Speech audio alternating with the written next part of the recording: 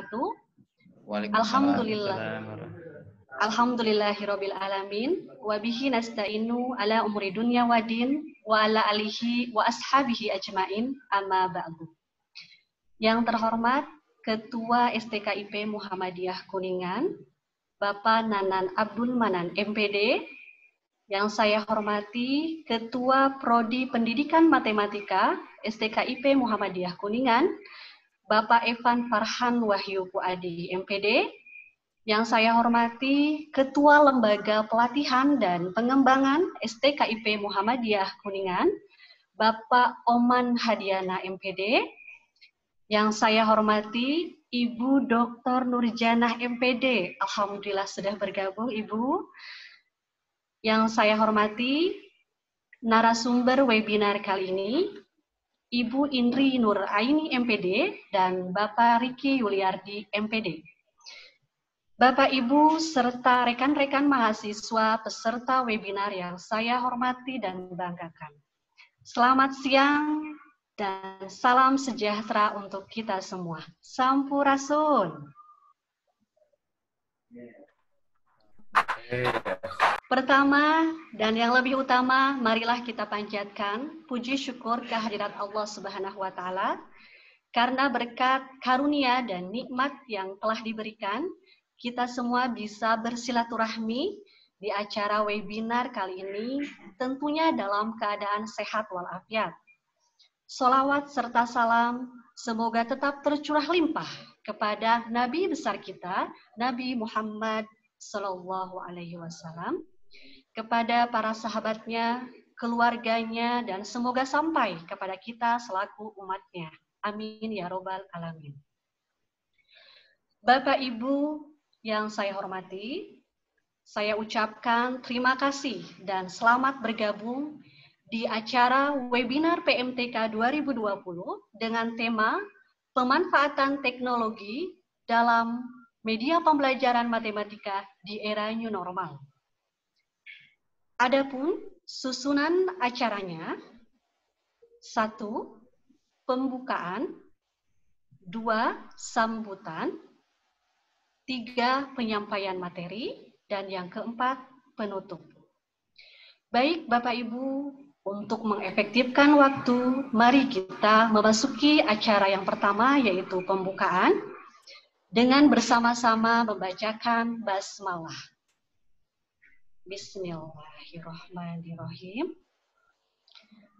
Selanjutnya, tilawatul Quran yang akan dibacakan oleh Saudara Abdul Qohar, mahasiswa dari Program Studi Pendidikan Matematika STKIP Muhammadiyah Kuningan. Kepada Saudara Abdul Qohar, silahkan.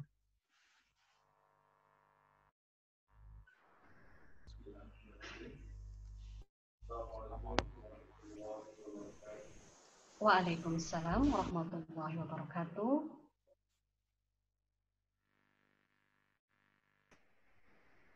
A'udzu billahi minasy syaithanir rajim.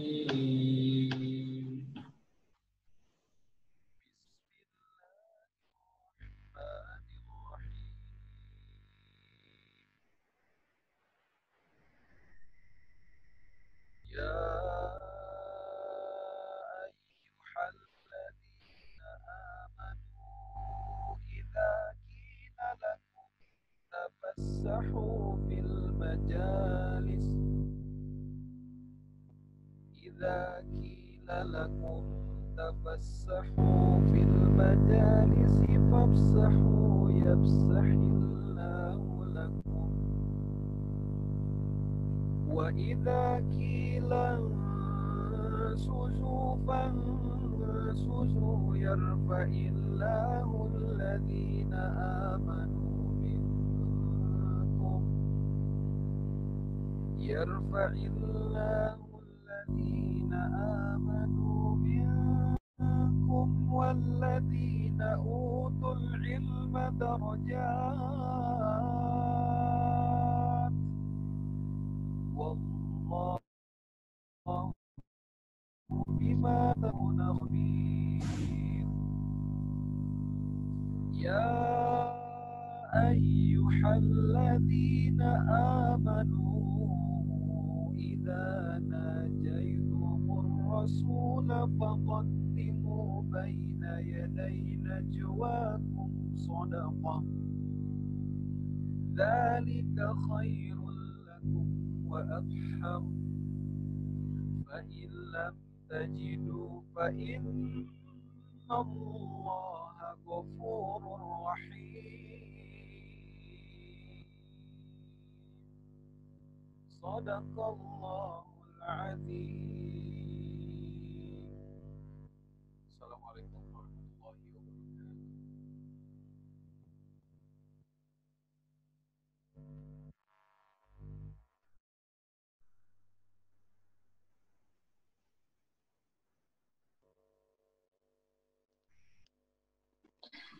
Terima kasih. Semoga lantunan ayat suci Al-Quran tadi semakin menambah keberkahan di acara kita kali ini. Baik, Bapak Ibu yang saya hormati, selanjutnya acara sambutan.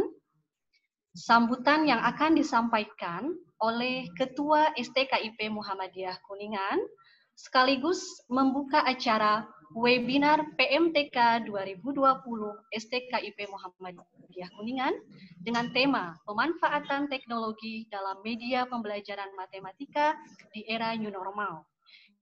Kepada Bapak Nanan Abdul Manan MPD, silahkan. Oke, terima kasih. Suara saya kedengaran ya? Ya, jelas Pak. Assalamualaikum warahmatullahi wabarakatuh.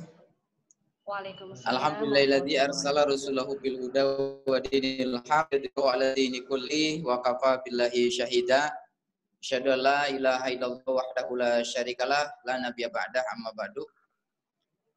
Yang kita hormati bersama para narasumber dalam momentum webinar kali ini. Yang saya hormati Bapak Ketua Prodi, Pak Evan, para dosen senior juga yang saya hormati, baik dari STKIP maupun dari luar STKIP, dan adik-adik mahasiswa sekalian yang berbahagia. Tidak lupa juga saya ucapkan terima kasih kepada tim IT dan juga MC yang sudah mengantarkan acara ini. Alhamdulillah wa syukurillah. Pada kesempatan kali ini tentu saya juga mohon maaf karena tadinya saya bisa standby di kampus tapi ternyata ada agenda di luar, jadi saya ini cari warung dulu di pinggir jalan, barangkali suara saya ini di Cirebon. Bahwa momentum kali ini adalah momentum strategis, bagaimanapun juga bahwa COVID-19 merupakan salah satu faktor yang menghantarkan kita untuk bisa menghasilkan ataupun memproduksi ide-ide brilian dalam konteks pembelajaran di universitas ataupun di perguruan tinggi. Tentu integrasi antara pedagogi dengan teknologi harus bisa diciptakan. Terlebih bahwa visi STKIP Muhammadiyah Kuningan juga hari ini adalah menjadi perguruan tinggi yang unggul dalam bidang pendidikan, teknologi, dan kewirausahaan. Tentu hal ini sangat matching ketika kita berbicara masalah pendidikan, media pembelajaran di dalamnya yang dikawinkan dengan teknologi. Dan insya Allah dua pemateri yang handal ini akan menghantarkan materi yang luar biasa ini. Saya sangat takjub kepada dua pemateri ini karena beliau juga sudah melakukan riset dan malang melintang untuk melakukan pengembangan media pembelajaran berbasis IT ini. Semoga pertemuan kita kali ini bisa mendapatkan pencerahan, memiliki aspek berkemajuan bagaimana membangun pendidikan yang lebih baik lagi. Bahwa kita juga hari ini dihadapkan pada sebuah regulasi bagaimana merdeka belajar ataupun independent learning sebagai grand theory dari merdeka belajar itu sendiri. Kita bersandarkan pada sebuah konsep besar bagaimana pendidikan itu harus berbasis pada luaran ataupun outcome based education. Mudah-mudahan salah satu kegiatan ini adalah ikhtiar bagaimana kita juga menuju ke arah kebermanfaatan ilmu kita di kampus, kelak mahasiswa ataupun siapapun bisa memanfaatkan ilmu kita.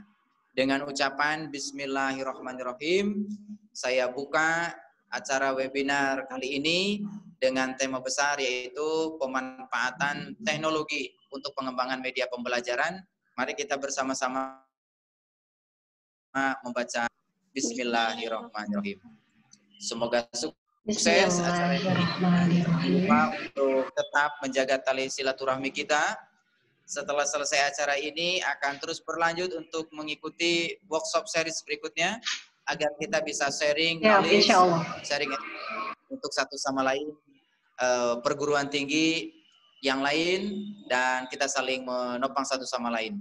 Itu saja yang dapat saya sampaikan. Salam hangat buat mahasiswa, mahasiswi semuanya. Semoga tetap semangat di era COVID. Nasrun minallah wa fathun qarib wa basyiril mu'minin. Assalamualaikum warahmatullahi wabarakatuh.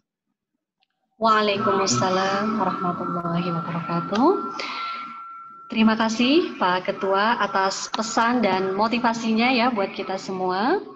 Selanjutnya yaitu sambutan dari Ibu Dr. Nurjanah MPD atau sepatah dua patah kata untuk memberikan motivasi kepada kita semua. Beliau adalah calon guru besar UPI Bandung dan juga dosen Prodi Pendidikan Matematika UPI Bandung. Kepada Ibu Dr. Nurjanah MPD, silahkan. Mangga Ibu Dokter.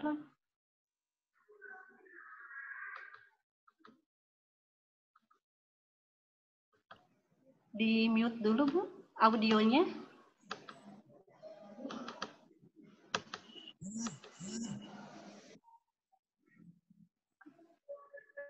Audionya barangkali Ibu.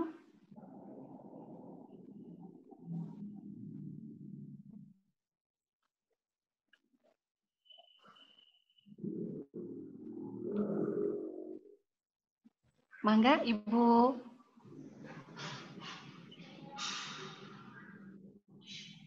Di audionya Bu, di mute dulu Bu. Punten.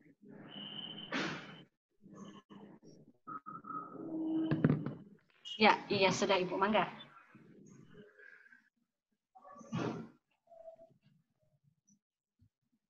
Bismillahirrahmanirrahim. Assalamualaikum warahmatullahi wabarakatuh. Waalaikumsalam warahmatullahi wabarakatuh.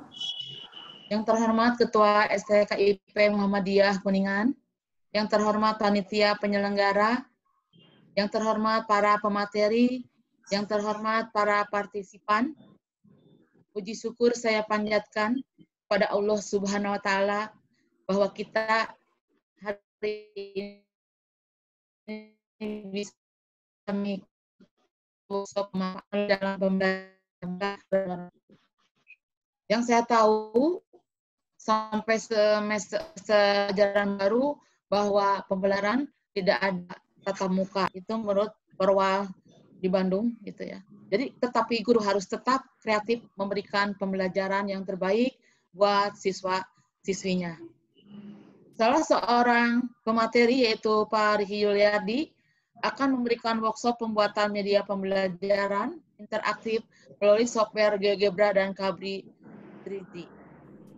Saya sangat memberikan apresiasi pada kegiatan ini karena salah satu pokok bahasan yang sulit untuk dipahami oleh siswa, menurut pengalaman saya mengajar selama 31 tahun, dan menurut riset-riset yang saya baca, maka geometri adalah salah satu kesulitan dalam belajar. Nah, salah satu solusinya yaitu dengan program GeoGebra dan Cabri, itu bisa mengatasi kesulitan siswa dalam memahami, terutama bangun ruang. Jadi, saya sangat berharap pada kesempatan ini, apakah guru-guru atau mahasiswa bisa memanfaatkan kegiatan ini sebaik mungkin, ya, sehingga bisa menerapkan atau mengimplementasikannya di sekolah masing-masing. Ada kata bijak, kalau kita berani mengajar, harus terus belajar. Sekarang tidak lagi merdeka belajar, tetapi tetap belajar. Jadi saya berharap guru-guru tetap semangat ya. Jadi dalam meningkatkan profesionalismenya dalam mengajar, diantaranya bisa membuat media pembelajaran yang akan diberikan hari ini. Begitu juga semoga kompetensi siswanya juga dapat ditingkatkan, dapat termotivasi dengan pembelajaran yang Bapak Ibu lakukan melalui program workshop ini sehingga bisa diimplementasikan di sekolah masing-masing. Demikian dari saya malu nih menjadi guest lecturer padahal nggak merasa begitu ya. Jadi demikian paparan dari saya, mudah-mudahan ada memberikan motivasi lah buat Bapak Ibu dosen, buat Amin, insya Allah yang Ibu. ada. Iya. Tetap semangat, belajar lagi dan belajar lagi. Begitu. Terima kasih. Wabillahi taufiq wal hidayah. Wassalamualaikum warahmatullahi wabarakatuh. Waalaikumsalam warahmatullahi wabarakatuh. Alhamdulillah hatur nuhun Ibu. Amin. Sudah memberikan motivasi ya yang luar biasa kepada kita semua sehingga bagaimana untuk terus belajar ya tentunya dan memberikan yang terbaik di dalam dunia pendidikan khususnya media pembelajaran matematika. Baik Bapak Ibu peserta webinar yang berbahagia, tibalah ke acara yang kita tunggu-tunggu saat ini, yaitu penyampaian materi, dan acara ini akan dipandu oleh moderator. Kebetulan moderatornya juga saya sendiri. Perkenalkan, nama Ita Yusri Itawati, dan aktivitas sebagai tenaga pengajar juga. Bapak Ibu yang berbahagia, tema saat ini yaitu pemanfaatan teknologi dalam media pembelajaran matematika di era new normal. Dan 4 bulan ke belakang ya kita dihadapkan dalam pandemi COVID-19 dan ini jelas mempengaruhi semua sektor kehidupan. Tak luput pula dunia pendidikan tentunya. Sehingga guru, siswa, bahkan orang tua ini dituntut untuk melek bagaimana bisa sama-sama berkolaborasi, bersinergi untuk menjaga kelangsungan kegiatan belajar mengajar matematika khususnya walaupun di rumah. Karena kan sekarang banyak istilah ya, ada pembelajaran daring, kemudian juga BDR katanya, belajar dari rumah. Bahkan ada juga BDBB, Bapak Ibu. Apa kira-kira BDBB? Belajar di bumi baik, cenaya sina anteng begitu. Nah, namun dari itu tidak mengurangi esensi dari bagaimana kegiatan belajar mengajar tetap berlangsung. Baik, Bapak Ibu yang berbahagia, izinkan saya untuk membacakan ketentuan pada saat penyampaian materi berlangsung. Yang pertama, peserta bergabung 15 menit sebelum acara dimulai, ini sudah ya. Kedua, pada saat penyampaian materi berlangsung, peserta dimohon untuk memute-kan ya, menonaktifkan audionya. Ketiga, nanti ada pada saat sesi pertanyaan, silahkan peserta menuliskan di kolom chat, tuliskan nama, nomor handphone, dan juga kota asal kota, dan ketik pertanyaannya. Nanti insya Allah akan ada door prize tentunya ya pada pertanyaan yang saya akan pilih.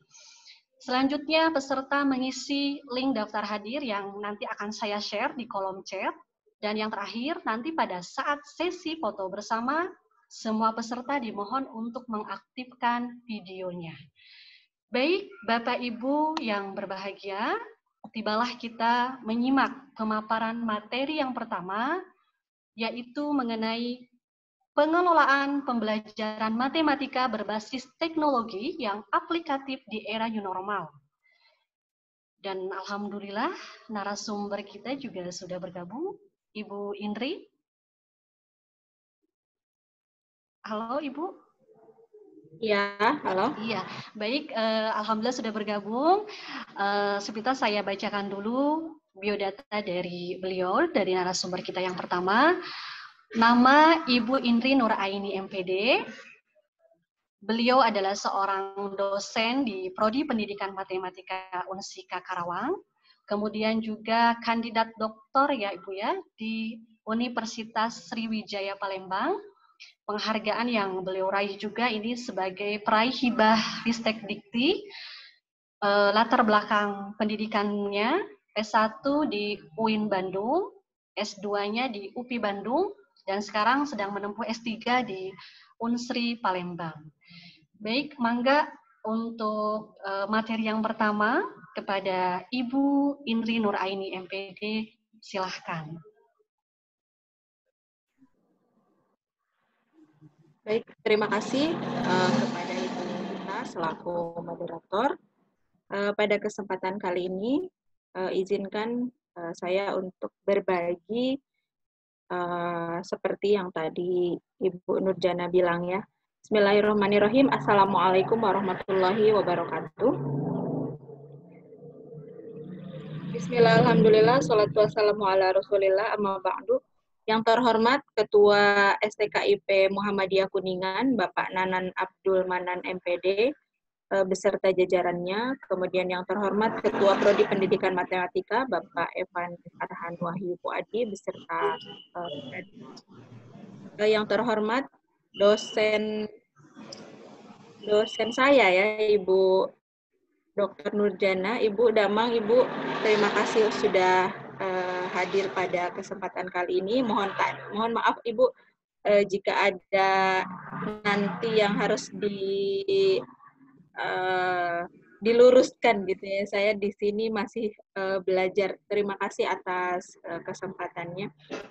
Kemudian tidak lupa kepada para panitia yang sudah bekerja keras, tim IT, dan yang saya banggakan adalah pada hari ini. Mari kita belajar tentang pengelolaan pembelajaran matematika pada masa new normal ini. Izinkan saya untuk share screen.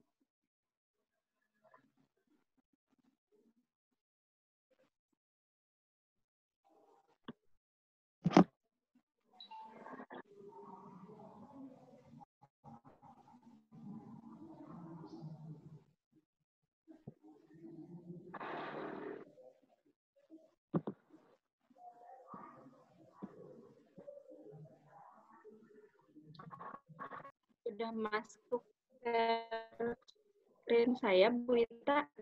Sudah, Bu? Sudah, ya, sudah masuk, Bu. Sudah nampak. Jelas.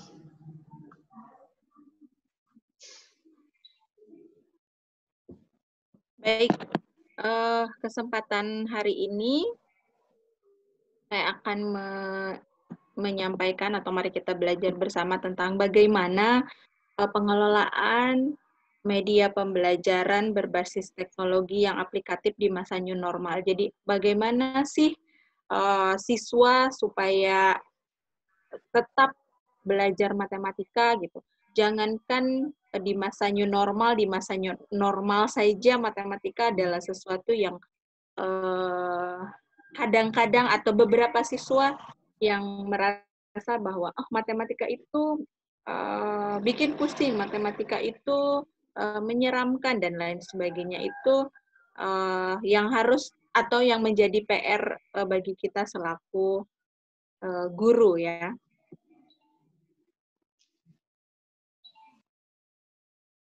Nah, mengapa sih ada istilah new normal? Tadi sudah disampaikan oleh Bapak Ketua, kemudian oleh Bu Ita, bahwa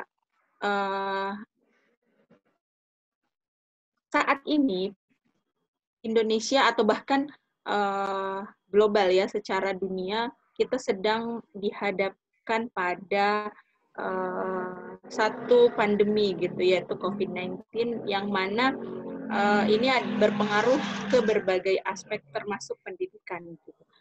Jadi pemerintah itu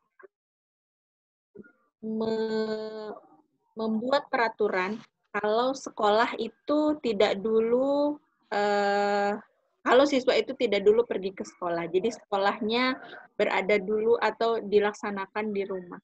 Nah, bagaimana kondisi seperti ini kita siapkan? Yang harus siap itu bukan hanya gurunya, tetapi siswanya, kemudian orang tua di sini yang berperan sangat penting. Ada beberapa, kebetulan sebulan yang lalu saya sudah mudik gitu ya ke kampung halaman, yang mana di kampung itu adalah sumber dayanya atau misalkan jaringan internetnya kurang dan lain sebagainya, itu mereka adalah kesulitan. Jadi proses pembelajarannya memang bingung. Ada bahasanya begini, kata orang tua, kumaha ngajarkan matematika saya oge teu bisa. Jadi bagaimana mengajarkan matematika ke anak saya juga tidak bisa gitu. Saya juga apalagi dengan kurikulum yang sekarang menuntut misalkan soal-soalnya high order thinking dan lain sebagainya. Jadi itu adalah PR bersama. Nah, ini kondisi mungkin pandangan ya saat kondisi normal itu para siswa belajar di kelas, kemudian ada pandemi, guru dituntut untuk membuat regulasi atau membuat sesuatu yang bisa tetap saja pembelajarannya masih berlangsung, tetapi tidak tatap muka di kelas.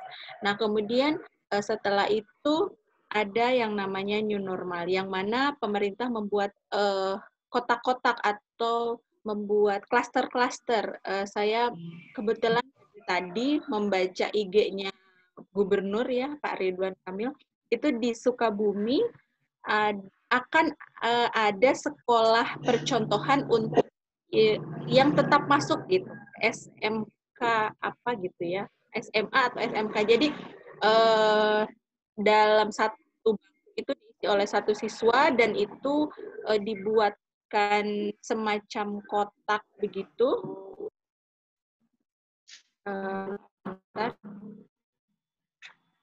Jadi dibuatkan semacam kotak siswa diberi batasan gitu, dan harus menggunakan masker, harus tangan dan sebagainya. Nah, itu baru, dan itu juga di klaster-klaster gitu. Kalau misal dibagi kedua, ada yang shift pagi, ada yang shift siang. Nah, tapi hal ini juga ada orang tuanya, orang tua mau siswanya untuk sekolah atau tidak. Jadi keputusan ada di orang tuanya, begitu. Nah, bagaimana untuk sekolah yang berada di kawasan atau zona yang memang sama sekali masih belum boleh gitu, belum boleh. Nah, berarti kan guru harus membuat merangkai media pembelajaran yang benar-benar bisa digunakan oleh siswa dan dimengerti oleh siswa dan mudah untuk diaplikasikan begitu. Nah, itu butuh media pembelajaran. Ini ada beberapa media pembelajaran, ada teks, audio, kemudian media visual, kemudian ada media proyeksi gerak, benda tiruan atau miniatur, kemudian ada manusia. Nah, ini ada berbagai macam. Nah, untuk saat ini mungkin yang bisa kita buat atau yang bisa kita gunakan adalah media audio, media visual atau media audio visual atau media proyeksi gerak. Jadi sesuatu yang bisa dibagi kepada siswa gitu ya, yang bisa diberikan oleh siswa, yang bisa dilihat oleh siswa. Biasanya siswa itu di sekolah menerangkan. Nah, ini guru membuat media untuk menggantikannya mengajar di kelas ya. Kemudian ini beberapa kriteria yang harus diperhatikan dalam pemilihan media pembelajaran. Yang pertama adalah tujuan. Tujuan dari pembelajaran yang ingin dicapai. Misalkan kita mau mengajarkan tentang apa gitu. Misalkan untuk anak SD kita ingin mengajarkan tentang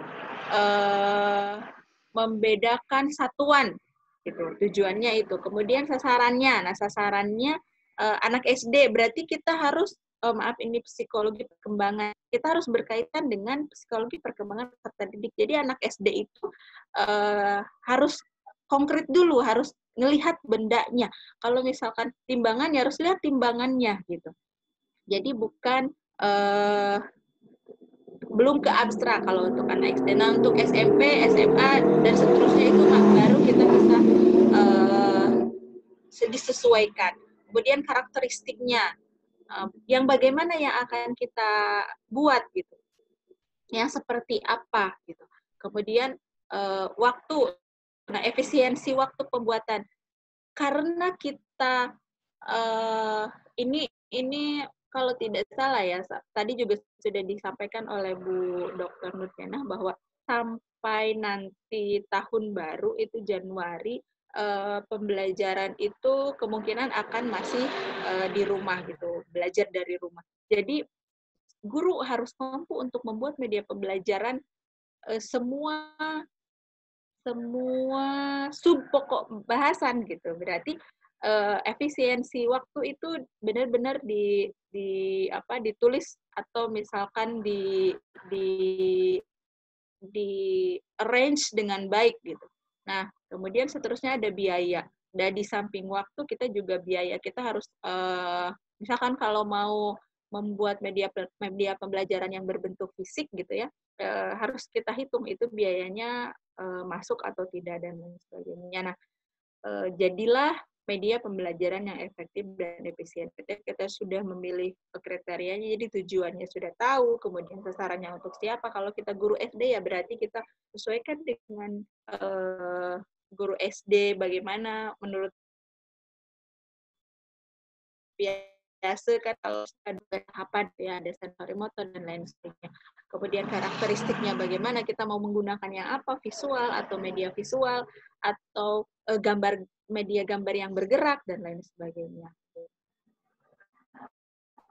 Nah, kalau kita sudah tahu kriterianya, kemudian kita sudah memilih jenis misalkan media visual.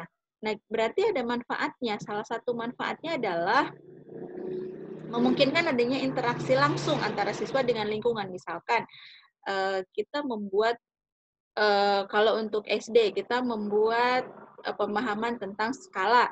Nah, siswa disuruh untuk atau di project, biasanya kan suka ada project ya di akhir pembelajaran. Nah, di projectnya itu siswa diminta untuk silakan mengukur benda yang ada di sekitarmu gitu.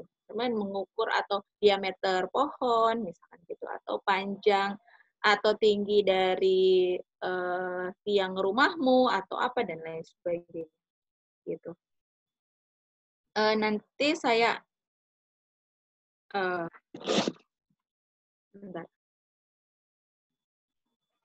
Nah, media pembelajaran yang interaktif itu bisa diartikan sebagai suatu penyampaian materi menggunakan video, film, animasi, gambar, dan suara menggunakan bantuan komputer yang juga direspon secara aktif oleh siswa sehingga terjadinya interaksi antara siswa dengan siswa maupun siswa dengan guru. Nah, untuk saat ini mungkin interaksinya hanya media pembelajaran dengan siswa saja gitu. Jadi siswa hanya bisa melihat. Kemudian nanti dia merasa, oh iya belajar saya di rumah juga ternyata tidak membosankan gitu. Tidak hanya seputar ini materinya, ini latihan soalnya kerjakan, nanti dikumpulkan, nanti dapat nilai. Tidak hanya sebatas itu saja. Jadi mohon maaf. Jadi guru dituntut untuk lebih kreatif. Memang dalam hal ini pekerjaan guru semakin semakin bertambah gitu. Kalau yang kemarin mungkin hanya menyiapkan perangkat pembelajarannya saja, nah sekarang harus ada media yang bisa menyampaikan sub materinya. Sebentar ini saya berikan contoh yang dibuat.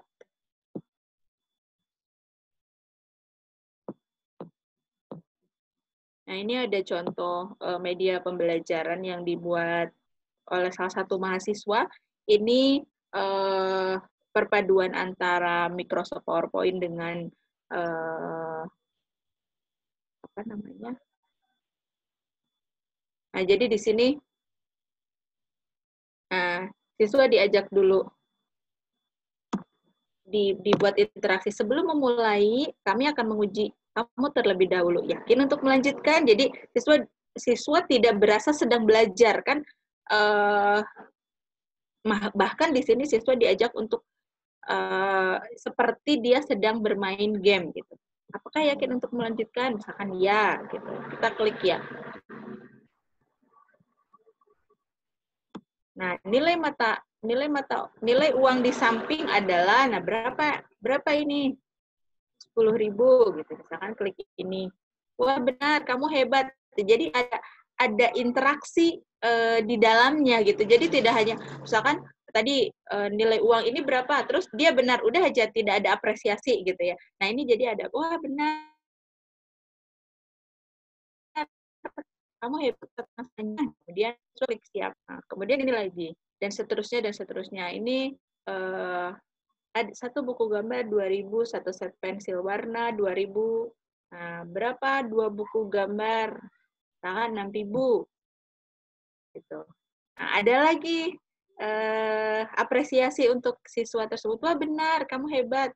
Nah, kemudian selanjutnya baru kita memberikan materi. Jadi mata uang Indonesia apa, jenis mata apa dan lain sebagainya. Itu materi yang disesuaikan dengan yang kita akan sampaikan gitu ya. Nah, kemudian ini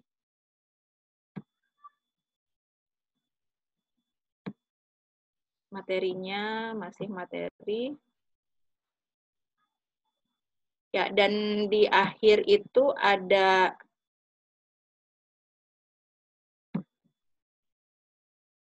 mana ya sebentar.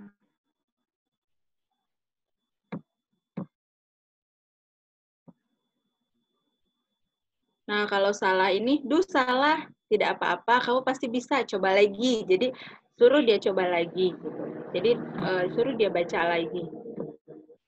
Gitu. Jadi, ada, memang butuh effort yang lebih gitu dalam membuat ini, tapi setidaknya ini bisa membuat siswa untuk tertawa dalam mempelajarinya gitu. Oh, senang, ini saya sedang tidak belajar, tapi saya sedang bermain. Gitu. Misalkan seperti itu. Nah, siap untuk materi selanjutnya gitu. Ini diberi kesempatan siswa itu. Nggak jadi deh, masih mau belajar mata uang lagi. Jadi dia ngulang lagi berarti ke yang tadi kalau misalkan siap gitu. Nah, baru ke materi selanjutnya. Dan seterusnya dan seterusnya. Membuat jadi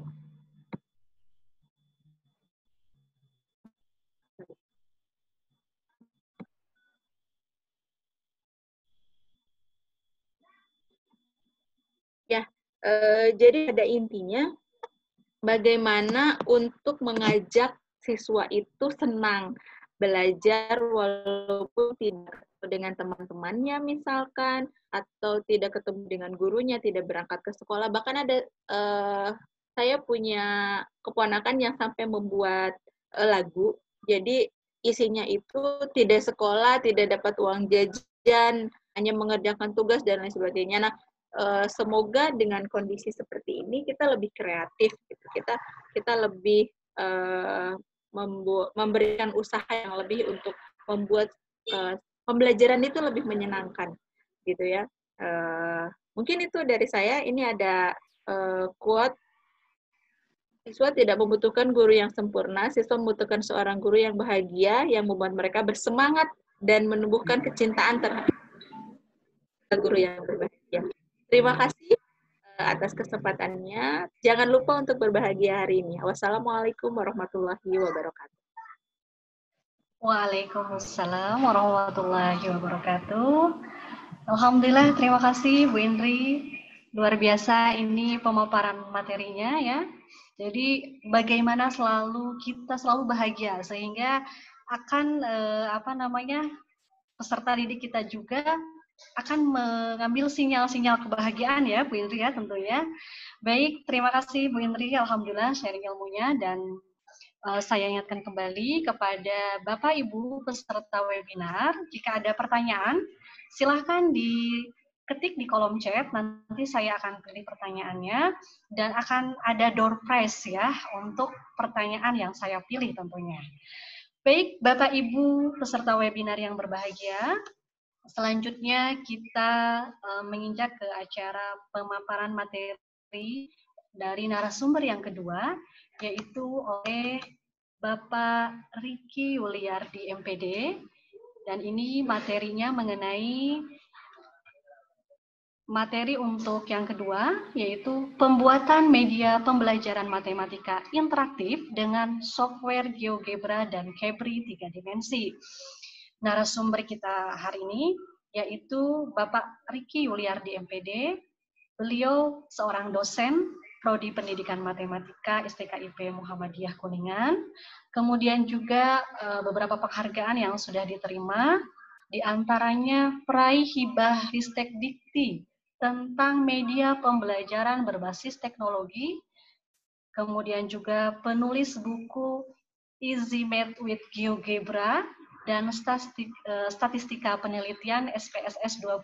Nah, kebetulan nanti salah satu door prize yang akan diberikan yaitu buku. Ini karangan dari beliau ya, luar biasa. Nanti mangga Bapak Ibu silahkan pertanyaan tulis di kolom chat ya.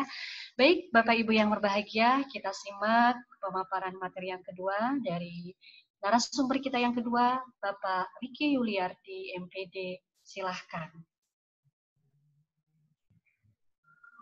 Cek. Iya. Bismillahirrahmanirrahim. Ya. Atur nuhun Bu Ita. Iya, Pak. Bismillahirrahmanirrahim. Assalamualaikum warahmatullahi wabarakatuh. Waalaikumsalam warahmatullahi wabarakatuh. Alhamdulillahilladzi arsala rasulahu bil huda wa dinil haq liyudhhirahu 'ala dini wa kulli asyhadu an la ilaha illallah wa asyhadu anna muhammadan abduhu wa rasuluhu la nabiyya ba'da. Ya, alhamdulillah, yang pertama saya mengucapkan terima kasih kepada Bapak Ketua STKIP Muhammadiyah Kuningan. Yang saya juga ucapkan terima kasih kepada Bapak Ketua Prodi Pendidikan Matematika STKIP Muhammadiyah Kuningan. Kemudian yang saya hormati dan juga saya banggakan guru saya, beliau adalah Ibu Dr. Nurjanah MPD. Beliau adalah pembimbing saya mulai dari S1, kemudian S2, dan beliau adalah seseorang yang sangat menginspirasi. Insya Allah beliau tahun depan akan menjadi guru besar ya Bu ya. Mudah-mudahan Ibu sukses, juga dapat menginspirasi kami semua di sini untuk juga nanti kelak menjadi guru besar. Selanjutnya yang saya hormati juga Bapak Ibu dosen STKIP Muhammadiyah Kuningan, juga Bapak dan Ibu peserta, juga pemateri 1, Ibu Indri Nuraini MPD, yang saat ini sedang menempuh pendidikan di S3 di Undip. Ini izinkan saya untuk kita akan bersama-sama belajar mengenai bagaimana pemanfaatan media pembelajaran ya. Di sini saya akan membahas mengenai GeoGebra dan Cabri 3D dan bagaimana cara mengaplikasinya ke dalam pembelajaran. Barangkali saya akan share screen dulu.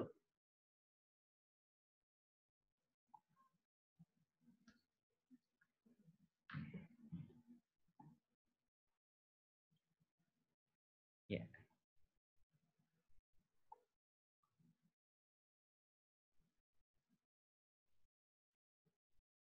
Sudah ada ya? Ya.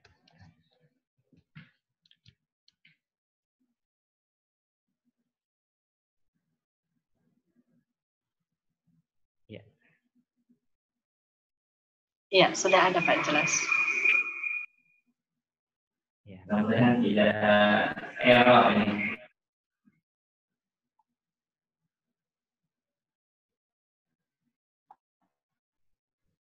Mau coba ini tapi belum bisa. Ya, ya.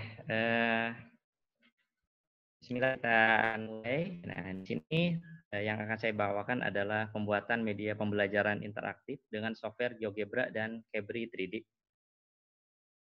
Bapak dan Ibu, nah tadi sudah disampaikan ya mengenai dampak dari COVID ini. Nah, ini di sini saya akan coba memberikan statement ya, menyampaikan statement dari Pak Nadiem Makarim. Beliau adalah Menteri Pendidikan dan Kebudayaan Indonesia, gitu ya. Beliau menyatakan bahwa pandemi COVID-19 itu telah memberikan kesempatan pada dunia pendidikan itu untuk melakukan berbagai macam efisiensi dan teknologi. Meski pada penerapannya saat ini masih mengalami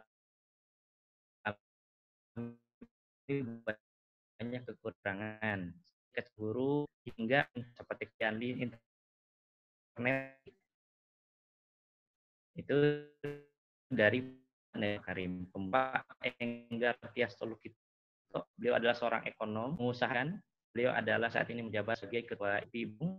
Beliau menyampaikan bahwa pandemi COVID itu telah mempercepat revolusi industri 4.0, terutama digitalisasi dalam berbagai aspek kehidupan, mulai dari sistem pendidikan, ekonomi, sampai ketenaga kerjaan di Indonesia. Bapak dan Ibu, ini benar sekali apa yang disampaikan, bahwa salah satu hikmah barangkali yang positif yang bisa kita ambil adalah semangat bagi guru, yang mana guru ini untuk terus belajar. Saya sampaikan, kemarin juga kebetulan saya ikut pelatihan di Seamolek ya, kebetulan di sana itu di Asia Tenggara, disampaikan bahwa memang untuk seorang guru untuk melaksanakan pembelajaran secara online itu butuh beberapa tahap dan beberapa keterampilan yang harus dimiliki oleh guru. Nah, maka yang paling penting itu sebetulnya adalah semangat dari seorang guru untuk terus belajar. Karena tanpa belajar kita pasti akan tertinggal seperti itu, dan apalagi murid kita saat ini pasti sedang menunggu langkah-langkah inovatif, kreatif dari guru-gurunya agar bisa menyampaikan materi dengan baik seperti itu.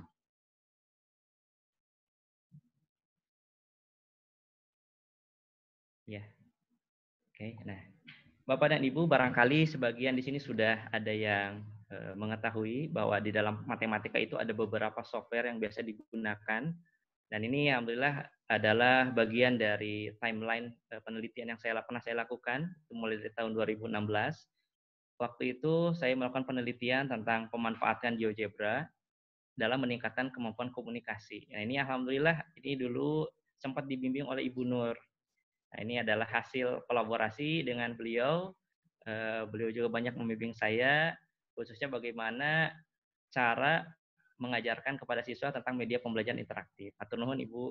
Kemudian alhamdulillah 2017, alhamdulillah saya mendapat hibah penelitian di PDP, penelitian dosen pemula, itu bagaimana pengamplifikasian pembelajaran matematika dengan menggunakan Cabri 3D. Nah, itu yang akan kita pelajari saat ini. Kemudian tahun 2017 itu kebetulan saya dapat hibah lagi tentang bagaimana mengintegrasikan pembelajaran berbasis Adobe Flash. Nah, seperti itu. Kemudian 2018 saya mencoba software selanjutnya itu software Maple, gitu ya. Dan yang terakhir ini PKPT, alhamdulillah untuk tahun ini saya melanjutkan penelitian mengenai pengembangan editor matematik equation berbasis Android. Jadi ini kebetulan kalau untuk seorang dosen itu sangat diperlukan adanya kesesuaian penelitian. Nah, berarti kalau misalkan saya memang sudah berkecimpung banyak di bidang integrasi teknologi, berarti memang harus seperti itu terus sampai nanti insya Allah sebagai guru besar. Jadi seorang guru besar itu harus punya spesialisasi. Dan mudah-mudahan spesialisasi saya itu adalah tentang mengenai pemanfaatan teknologi dalam pembelajaran matematika.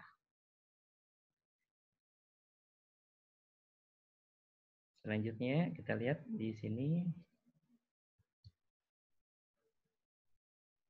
Ya, mohon maaf ini agak lama ya ini ya.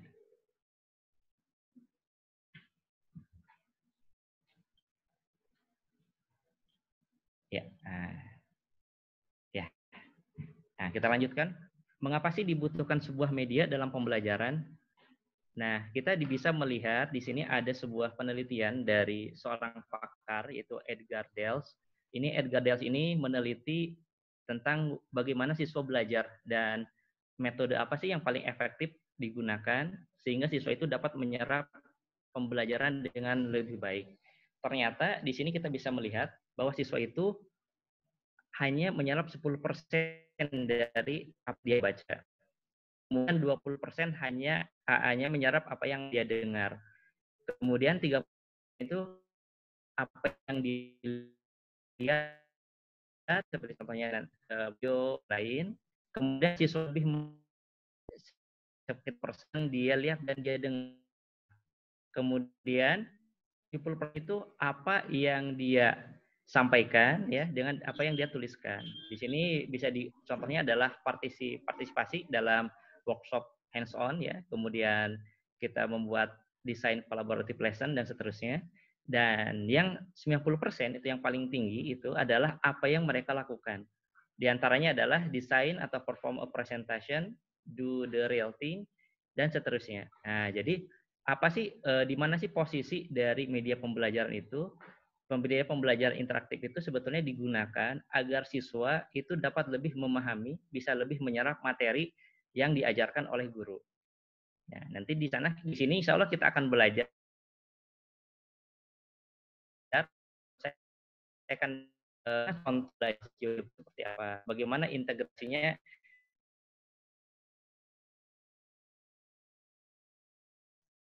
ke selain. Jadi unsur-unsur pembelajaran Bapak dan Ibu ini diadaptasi dari Bu Suharsi Madkunto. Beliau adalah seorang profesor dalam bidang pendidikan di UNY. Beliau menyampaikan bahwa pembelajaran itu terdiri dari beberapa komponen ya. Ya, ada yang pertama adalah kurikulum.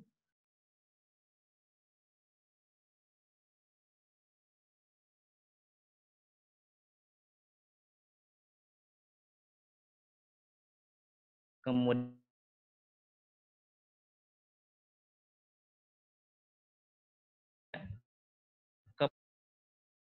guru Indonesia adalah guru pencapaian hasil dari guru Indonesia dan guru luar negeri. Guru-guru luar negeri ya khususnya di Jepang itu ketika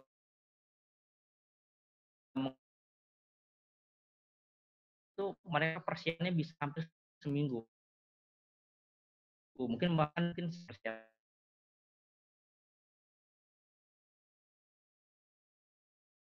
siapnya mereka kemudian membuat bagaimana konteks ini bisa dipahami oleh siswa, kemudian memilih metodenya itu apa sih yang cocok ya, kemudian sarananya, persiapan sarannya dengan baik, kemudian pas pembelajaran dilihat juga siswanya, daya serap siswa.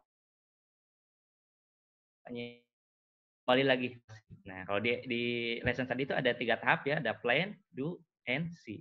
Nah, itu adalah salah satu bentuk keunggulan ya dari guru-guru di luar. Nah, barangkali di Indonesia itu sangat perlu untuk kita adaptasi. Kalau saya sendiri dulu pernah mengajar, kadang memang betul ketika jadi seorang guru itu sangat padat ya, jamnya itu hampir 30 lebih jam, 30 gitu ya. Jadi untuk mengembangkan media pembelajaran, konteks itu memang sangat sulit seperti itu. Nah, itu Bapak dan Ibu tentang unsur pembelajaran. Nah, itu sedikit. Kemudian saya menekankan terhadap bagaimana sih model CAI. Nah, Bapak Ibu sudah mengenal di mana ya digunakan kita menggunakan media komputer itu untuk mempresentasikan materi pembelajaran, juga kita memonitor pembelajaran yang terjadi.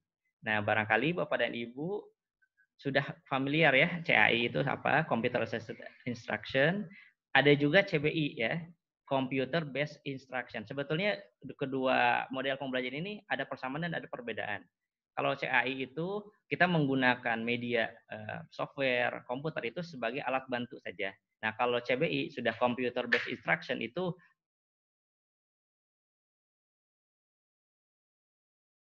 kita sudah menyalahi dari latihan soal, kemudian ada di sana.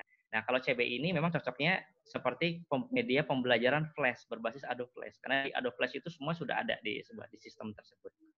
Kemudian Bapak dan Ibu, nah ini CAI ini adalah sebetulnya teknologi komputer itu sebetulnya dapat membantu lingkungan pembelajaran dalam salah satu 3 kategori dasar.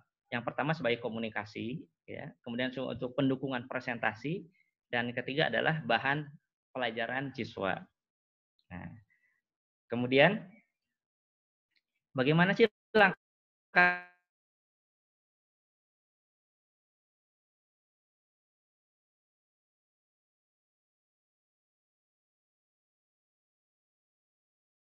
yang pertama yang bisa kita lakukan adalah kita menyiapkan bahan ajar yang bisa dapat perangkat lunaknya. Nah, sebetulnya banyak Bapak Ibu ya, ada GeoGebra, ada kemudian Cabri 3D, kemudian di sana juga kita ada Maple, ada SPSS untuk statistika dan lain-lain itu sebetulnya banyak. Nah, kemudian setelah itu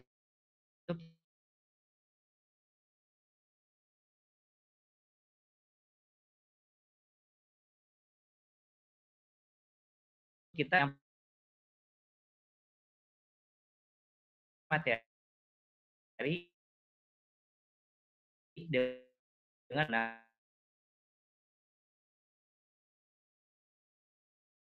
yang mudah-mudahan bisa diingat bersama.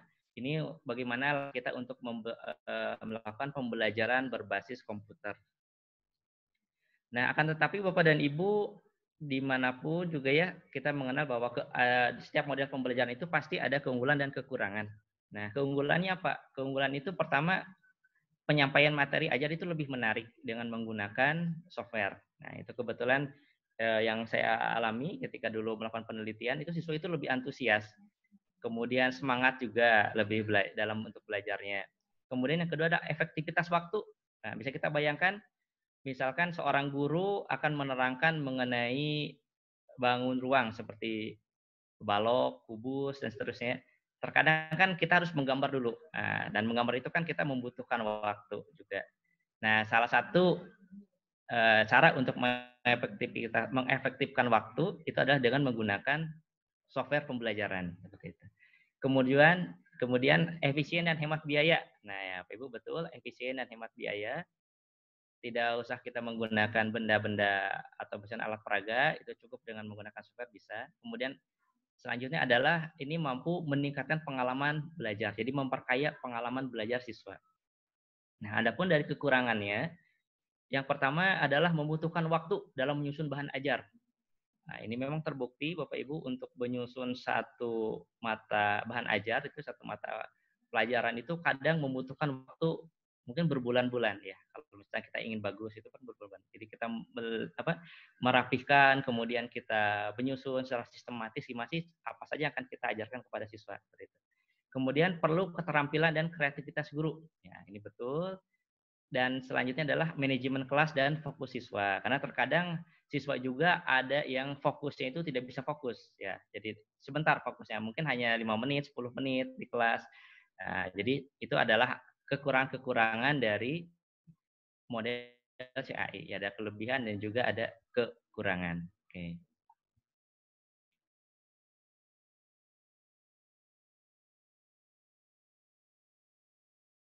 Nah, kemudian ada 6. Yang pertama adalah drill and practice. Ini siswa dilatih untuk terus melakukan melakukan latihan soal. Nah, itu drill and practice. Kemudian ada tutorial ya, guru melakukan tutorial, misalkan kita mengkonstruksi misalkan garis tinggi pada segitiga, garis bawah pada itu bisa menggunakan software GeoGebra. Kemudian model games. Nah, ini yang tadi disampaikan oleh Ibu Indri ya, dengan model games itu seperti apa biar lebih menarik, itu bisa itu. Kemudian ada model simulasi. Nah, ini simulasi ini berarti dengan kehidupan nyata ya, kita dikaitkan dengan kehidupan nyata. Kemudian model discovery dan juga ada model problem solving. Nah, ini ada beberapa tipe dari model pembelajaran CAI. Nah, kemudian kita akan berkenalan dengan software GeoGebra ya, kebetulan karena memang ada banyak yang harus ini, jadi cepat saja. Jadi GeoGebra ini adalah sebuah aplikasi geometri ya, aljabar, statistik, dan kalkulus secara interaktif. Ini dimaksudkan untuk meningkatkan belajar dan mengajar matematika di sekolah dasar sampai universitas.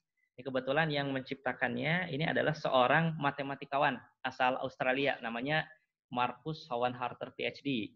Ya, beliau adalah dosen di University of Salzburg, Austria. Nah, ini penciptanya namanya Marcus Schwanharter. Kebetulan saya juga banyak mencitasi jurnal beliau, ya khususnya dalam pengembangan GeoGebra ini. Itu bisa ditemui ya kalau misalkan kita ingin mencitasi model-model pembelajaran berbasis komputer, kita bisa mencari karya dari Marcus Schwanharter. Nah, ini adalah situsnya ya. GeoGebra itu kita bisa download secara gratis, Bu. Ya. Bapak dan Ibu, kebetulan GeoGebra ini gratis, itu dapat diunduh secara gratis di www.geogebra.org download. Nah, itu nanti Bapak Ibu kalau yang belum punya softwarenya itu bisa diunduh secara gratis. Ya, ini kemudian ada juga di versi Windows-nya ada, kemudian Mac OS-nya ada, serta versi Android-nya juga sudah ada.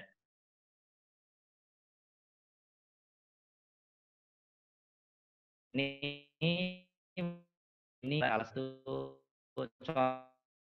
contoh ya, KS ya, LS kerja siswa yang untuk memahamkan siswa mengenai konsep transformasi geometri. Nah, ini bisa kita lihat bersama-sama. Ini materinya adalah yang digunakan transformasi geometri.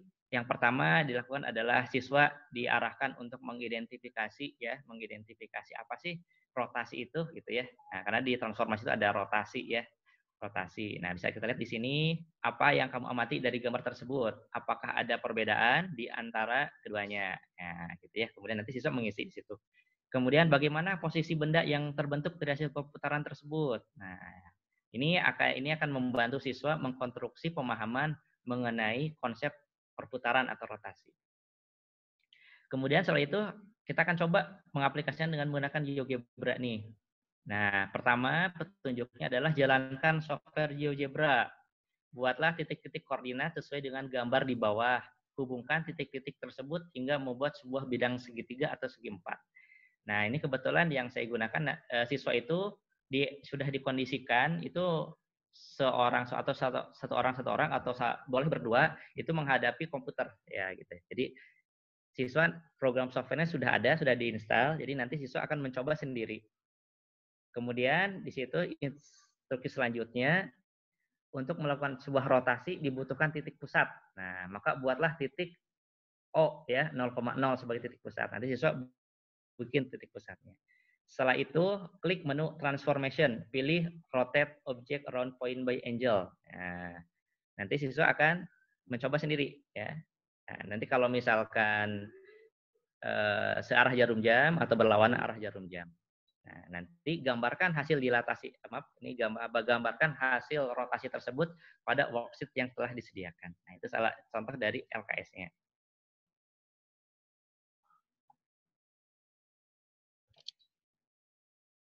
Oke, sebentar. Ya. Nah, setelah itu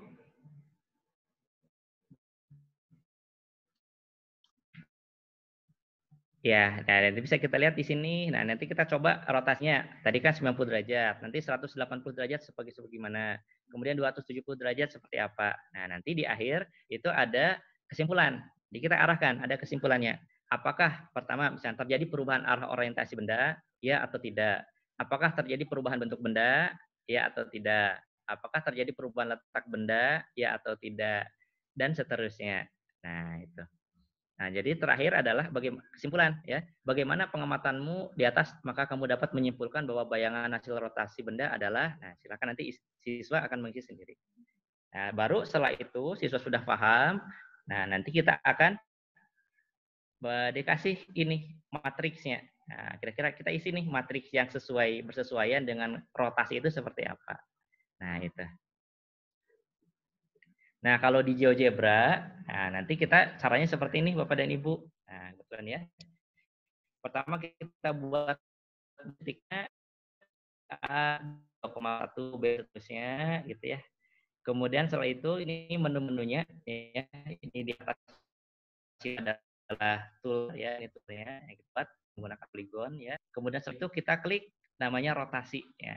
Pilih objek mengitari titik dengan sudut. Nah, yang ini. Nah, kita pilihnya apakah berlawanan arah jarum jam atau searah jarum jam.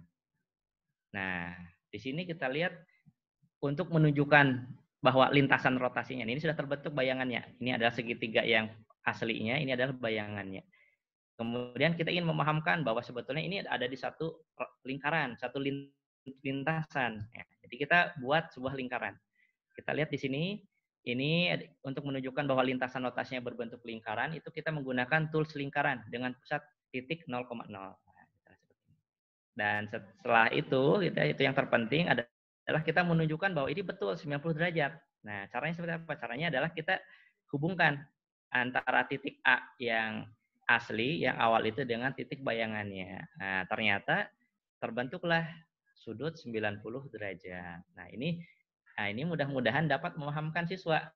Jadi kalau misalkan geometri itu memang salah satu pembelajaran yang memang sangat ditakuti oleh siswa. Sebetulnya ditakuti itu karena siswa belum bisa menggambarkan ya secara visual gimana sih objek geometrinya. Nah, seperti itu. Oke. Ya. Ya. Dan ini alhamdulillah Bapak dan Ibu, kebetulan saya juga di perkuliahan juga mengajarkan materi mata kuliah praktikum software. Ini adalah ada hasil karya dari anak-anak matematika ya. Betul, untuk tugas akhirnya saya tugaskan anak-anak itu untuk membuat video tutorial Bapak Ibu. Nah, ini kita coba ya, kita putar di sini. Ini adalah video tutorial dari Anissa. Nah,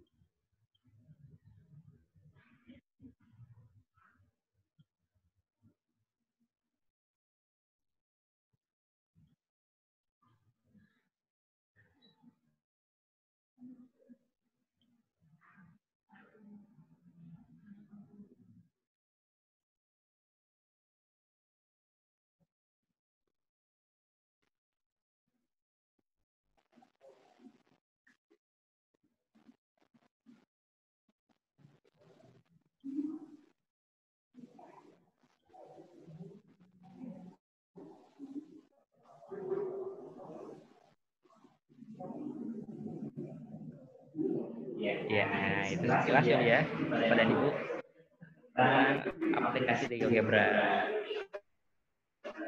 Nah, kita coba lagi, ini salah satu video lagi.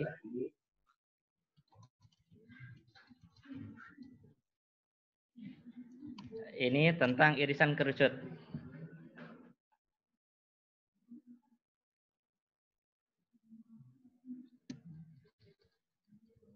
ini video dari Tiara Apriliska.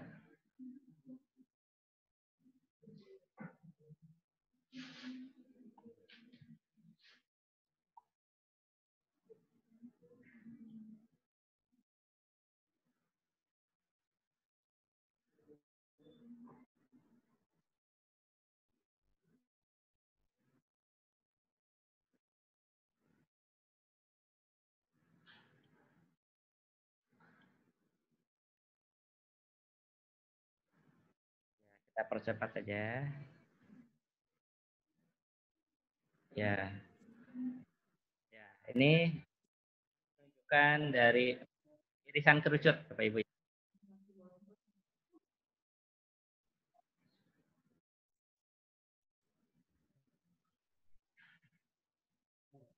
Nah, geser slidernya, kita geser. Ya, nah nanti kita lihat ini yang terbentuk dari. Nah,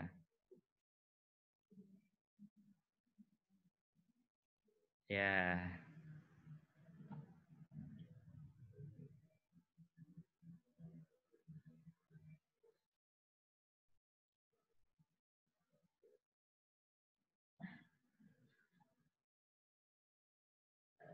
Iya, Bapak dan Ibu. Ya, seperti itu salah satu dari contoh aplikasi GeoGebra. Dan ini sangat memungkinkan Bapak Ibu membuat media pembelajaran ya yang dengan menggunakan GeoGebra ini dengan berbagai materi ya. Materinya apakah mau materinya tadi tentang irisan kerucut bisa di sini, atau misalkan materi tentang mengkonstruksi lingkaran gitu, dari singgung lingkaran itu bisa ya, seperti itu. Oke, Bapak Ibu kita lanjutkan dulu.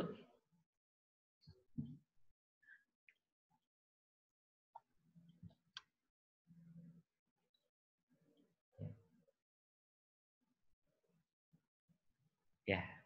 Nah, tadi sudah sekilas kita berkenalan dengan GeoGebra. Nah, sekarang kita akan berkenalan dengan Cabri 3D. Nah, Cabri 3D perangkat lunak geometri interaktif juga. Nah, kalau tadi GeoGebra itu gratis, kalau Cabri ini dia berbayar kepada Ibu. Nah, jadi nanti Bapak Ibu yang mendownload ini ada waktu trial 1 bulan. Nah, jadi kalau misalnya untuk lisensi nanti silahkan dilihat di situsnya. Nanti untuk kalau misalkan kita ingin membeli lisensinya nanti bisa lewat situs tersebut. Nah, jadi Cabri 3D ini dibuat oleh perusahaan Prancis yang bernama Cabrilog, ditujukan untuk pengajaran dan pembelajaran geometri.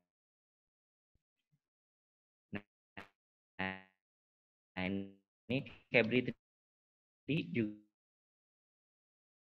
ya Windows, Mac OS ya, kemudian dapat di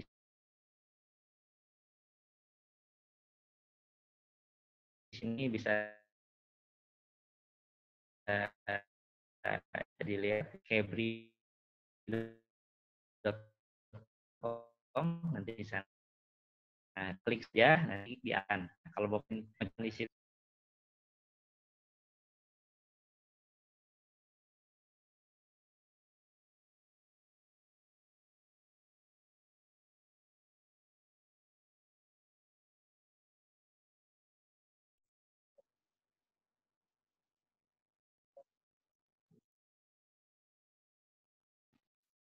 Ya, mohon maaf. Ini nampaknya narasumber kita ada ini ya, gangguan teknis. Sambil menunggu untuk bergabung lagi, dipersilahkan kepada Bapak Ibu peserta webinar, jika ada pertanyaan, tulis di kolom chat. Nanti pertanyaan saya akan pilih dan bacakan. Untuk yang terpilih nanti akan ada door prize. Salah satunya nanti akan mendapatkan buku ya, ini dari karangan pembicara narasumber kita, Pak Riki Yuliardi MPD. Pak Riki barangkali sudah bergabung? Oh iya. Iya, sudah mulai masuk ya. Maaf tadi ada sedikit gangguan teknis ya. Kita lanjutkan kepada Ibu. Suaranya Pak, punten di mute audio ya. Oke.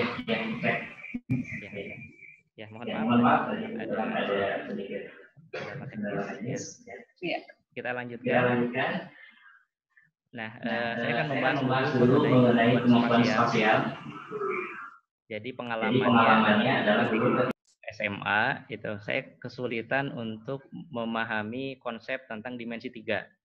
Karena pada saat itu di dimensi 3 itu kita harus bisa membayangkan bendanya itu secara 3 dimensi. Nah, gitu. Makanya kalau misalkan ada soal dimensi 3 itu biasanya ketika UN itu saya lewat ya, karena tidak kebayang gitu bagaimana cara membayangkannya. Nah, setelah berjalannya waktu ketika kuliah ternyata memang saya menemukan ada salah satu software ya, yaitu Cabri 3D. Ini sangat bagus digunakan. Ya, ini sangat bagus digunakan khususnya untuk mengembangkan kemampuan spasial tadi ya. Jadi kemampuan spasial itu kalau secara pengertian para ahli gitu ya, itu adalah kemampuan untuk memahami ya beberapa hubungan spasial di antara objek ya. Ini juga merupakan salah satu kecerdasan dari 8 kecerdasan multiple intelligence dari Howard Gardner ya, Bapak dan Ibu. Makanya ketika kita mengikuti tes seleksi itu kalau salah satunya ada soal-soal tentang kemampuan spasial. Karena itu adalah untuk mengukur salah satu untuk mengukur intelijensi kita itu dengan menggunakan soal-soal tipe kemampuan spasial. Oke, kita lanjutkan. Nah, jadi kemampuan spasial itu terdiri dari 5 indikator.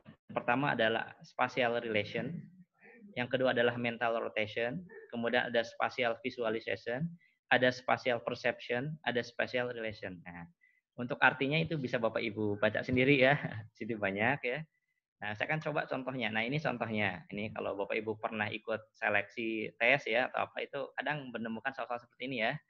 Ini misalkan ini salah satu bentuknya, misalkan ada sebuah kubus ya yang ada motifnya.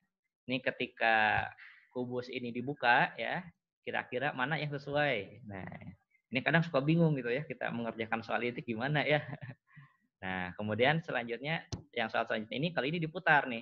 Ada sebuah benda ya berbentuk ya seperti itu. Kemudian kalau misalnya dirotasikan, nah kira-kira bendanya itu seperti apa ketika dirotasikan. Nah, ini adalah soal-soal untuk mengukur kemampuan spasial.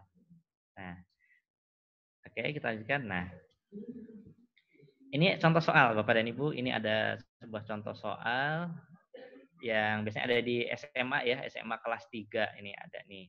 Lukislah irisan kubus ABCDEFGH yang melalui titik P, Q, dan R, di mana P-nya itu adalah merupakan titik tengah AB, dan Q-nya adalah titik tengah CG, dan R adalah titik tengah GH.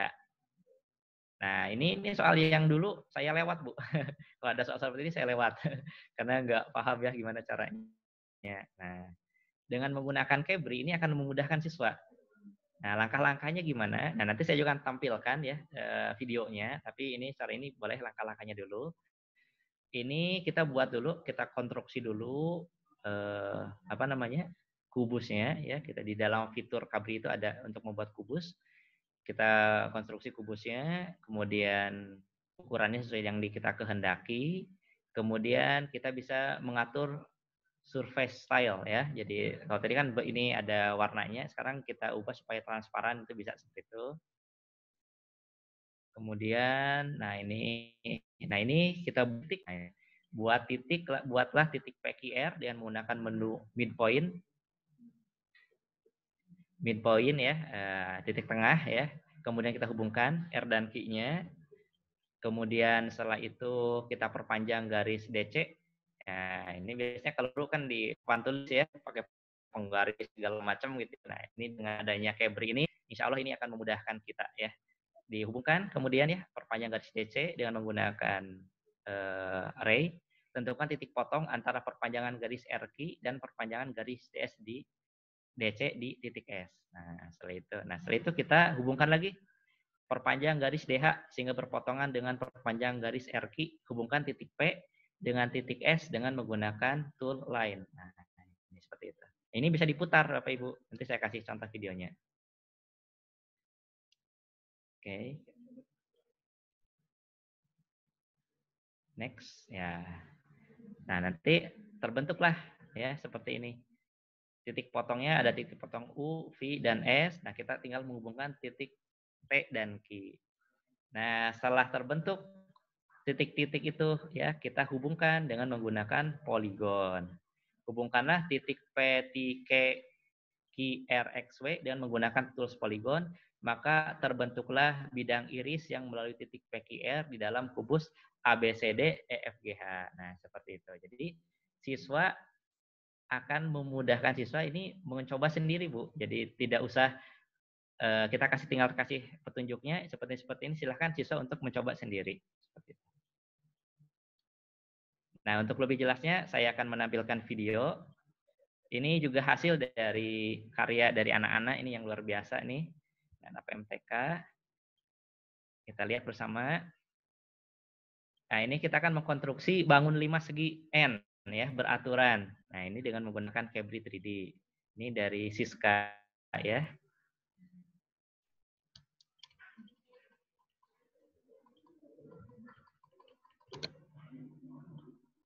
Nah, ini workspace dari Cabri 3D-nya.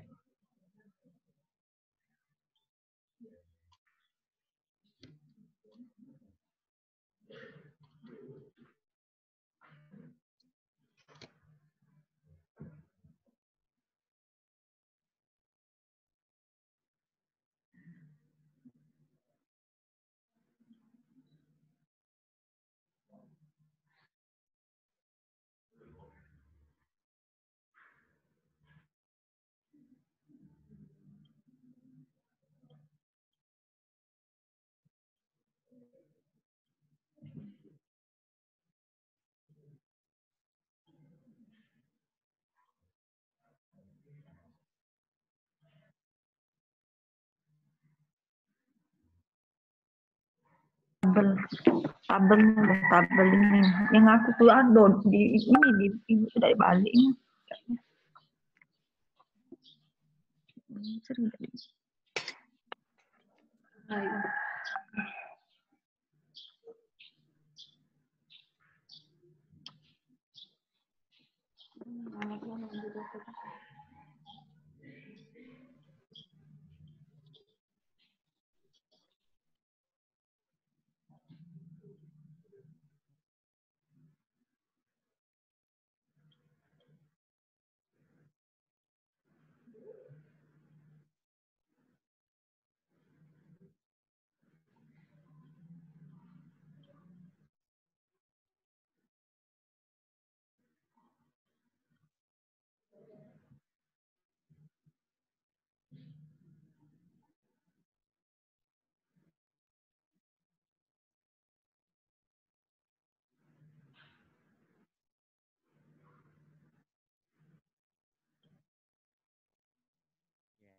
Terbentuk di segi 4.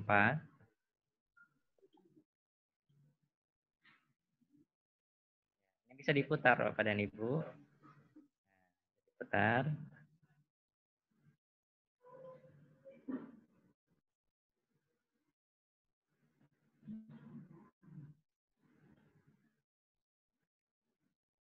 Oke.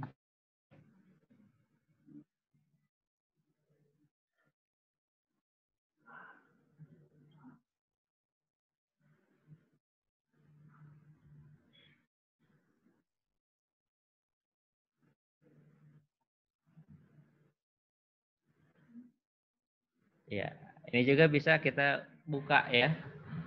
Kita buka menjadi jaring-jaringnya. Ya.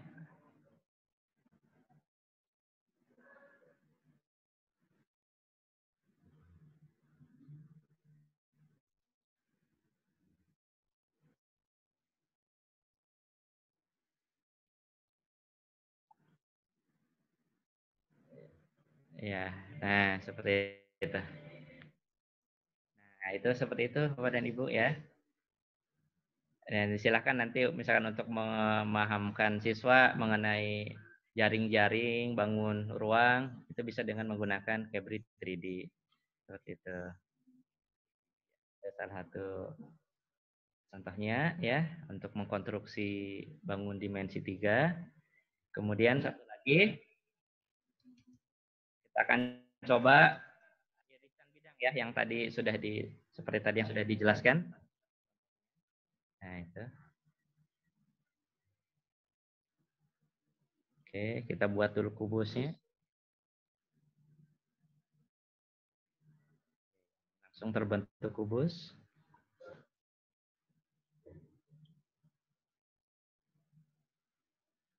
Kemudian kita atur permukaannya. Ini bisa diatur warnanya transparan.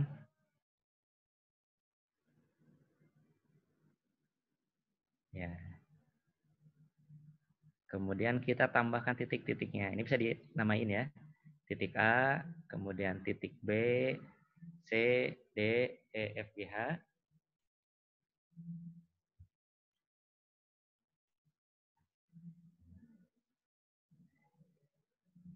Oke.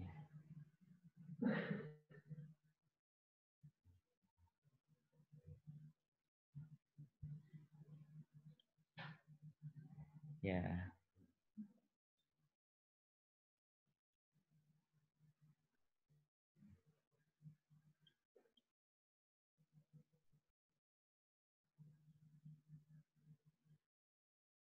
Oke, jadi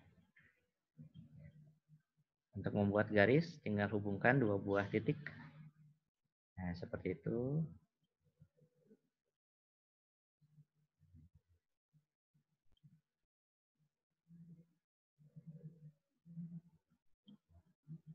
Oke. Ini sekilas-sekilas saja barangkali Bapak Ibu. Nah, seperti itu.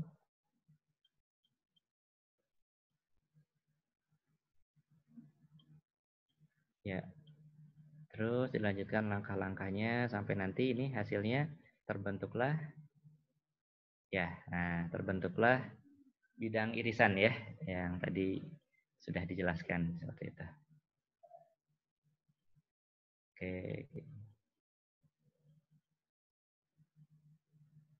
Ya, nah seperti itu. Nah, kemudian kita coba diputar ya. Ya.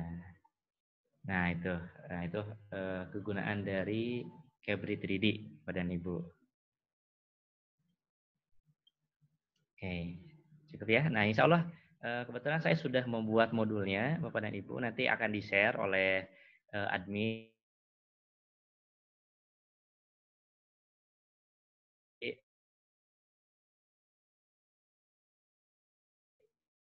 Saya buat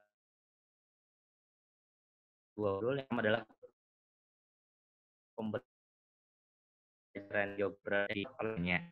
Waktu juga Bapak dan Ibu. Nah, ini mudah-mudahan apa yang saya sampaikan ini walaupun hanya mengenalkan, tapi mudah-mudahan muncul sebuah motivasi Bapak dan Ibu untuk media pembelajaran yang inovatif dengan menggunakan kemudian kita menjadikan pernyataan terakhir ya. Ya, salah satu hikmah positif ya Bapak dan Ibu yang dapat diambil dengan adanya pandemi COVID-19 ini adalah munculnya semangat dan komitmen bagi orang pendidik untuk terus belajar, menggali dan memperdalam wawasan tentang penerapan IT dalam pembelajaran. Siap atau tidak siap, pembelajaran berbasis teknologi itu akan menjadi nafas baru dalam dunia pendidikan. Vicky Yuliarti, barangkali kalau ingin bertanya kita sharing. Terima kasih. Wabillahi taufiq wal hidayah. Wassalamualaikum warahmatullahi wabarakatuh.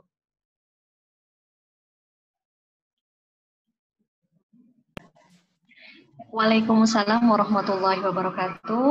Hatur nuhun Pak Riki yang sudah menyampaikan materi yang kedua tadi ya, luar biasa sekali Pak.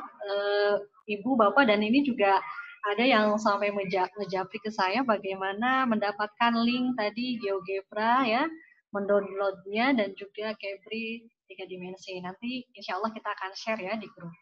Baik Bapak Ibu yang berbahagia, di sini sudah ada beberapa pertanyaan yang masuk ya.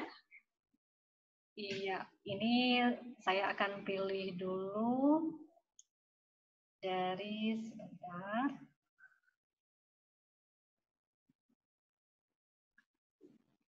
Ya, ini ada dari Pak siapa ini ya? Pak Syarif Hidayatullah. Pak Syarif Hidayatullah ini dari Cianjur. Saya bacakan pertanyaannya.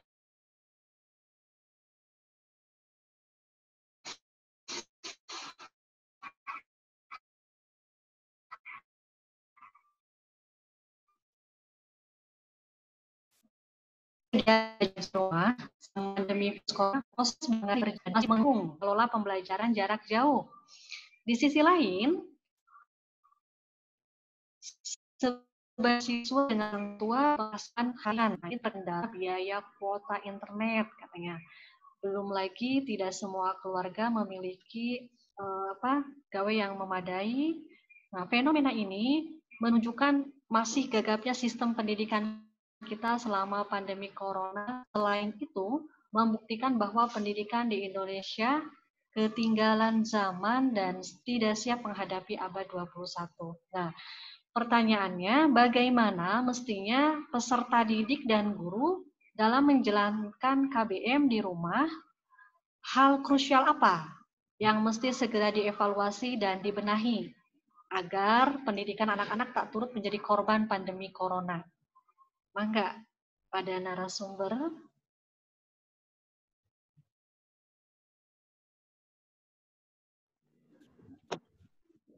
Saya coba menjawab ya, atau kita coba sharing saja. Terima kasih kepada Pak Syarif Hidayatullah. Dalam hal ini, hal krusial apa yang masih segera dievaluasi dan dibenahi? Memang tidak hanya seperti yang tadi saya sampaikan, tidak hanya di kota, tidak hanya di desa, di kota-kota juga seperti saya tinggal di Karawang dan rumah ibu bapak Cimis, kebetulan mudik gitu ya, dalam tanda kutip. Itu adalah tidak semua keluarga, tidak semua orang tua siap dengan keadaan yang seperti ini. Ya memang namanya pandemi, siapa yang siap gitu. Apalagi ini adalah korbannya sudah banyak gitu ya di berbagai sektor gitu. Dan kita khususnya seorang guru gitu, bagi kita khususnya seorang guru ya harus bisa bagaimana sih cara untuk menyampaikan itu pelan-pelan, sedikit demi sedikit kepada keluarga itu. Nah, kepada orang tua dalam hal ini, ya kita tidak bisa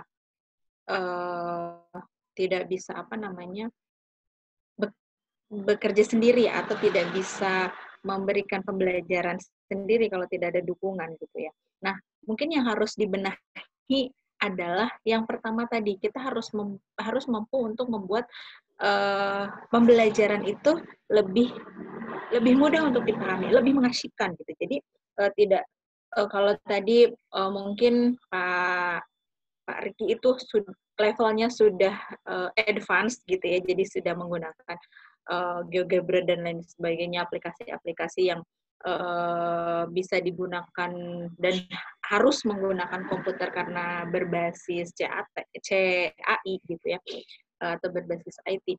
Nah,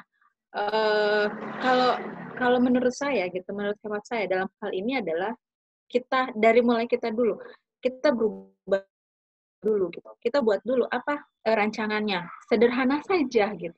Nah, misalkan bolehlah kita berkorban untuk membuat rancangan pembelajaran, kemudian dibagikan kepada siswa, kemudian siswa menuliskan logbook atau project dari apa yang sudah dikerjakan, apa yang sudah dimengerti gitu. Apa yang sudah dibaca, apa yang sudah dipelajari di minggu ini gitu, misalkan seperti itu ya. Karena tidak bisa kita menyalahkan siapapun dalam kondisi seperti ini gitu, seperti yang tadi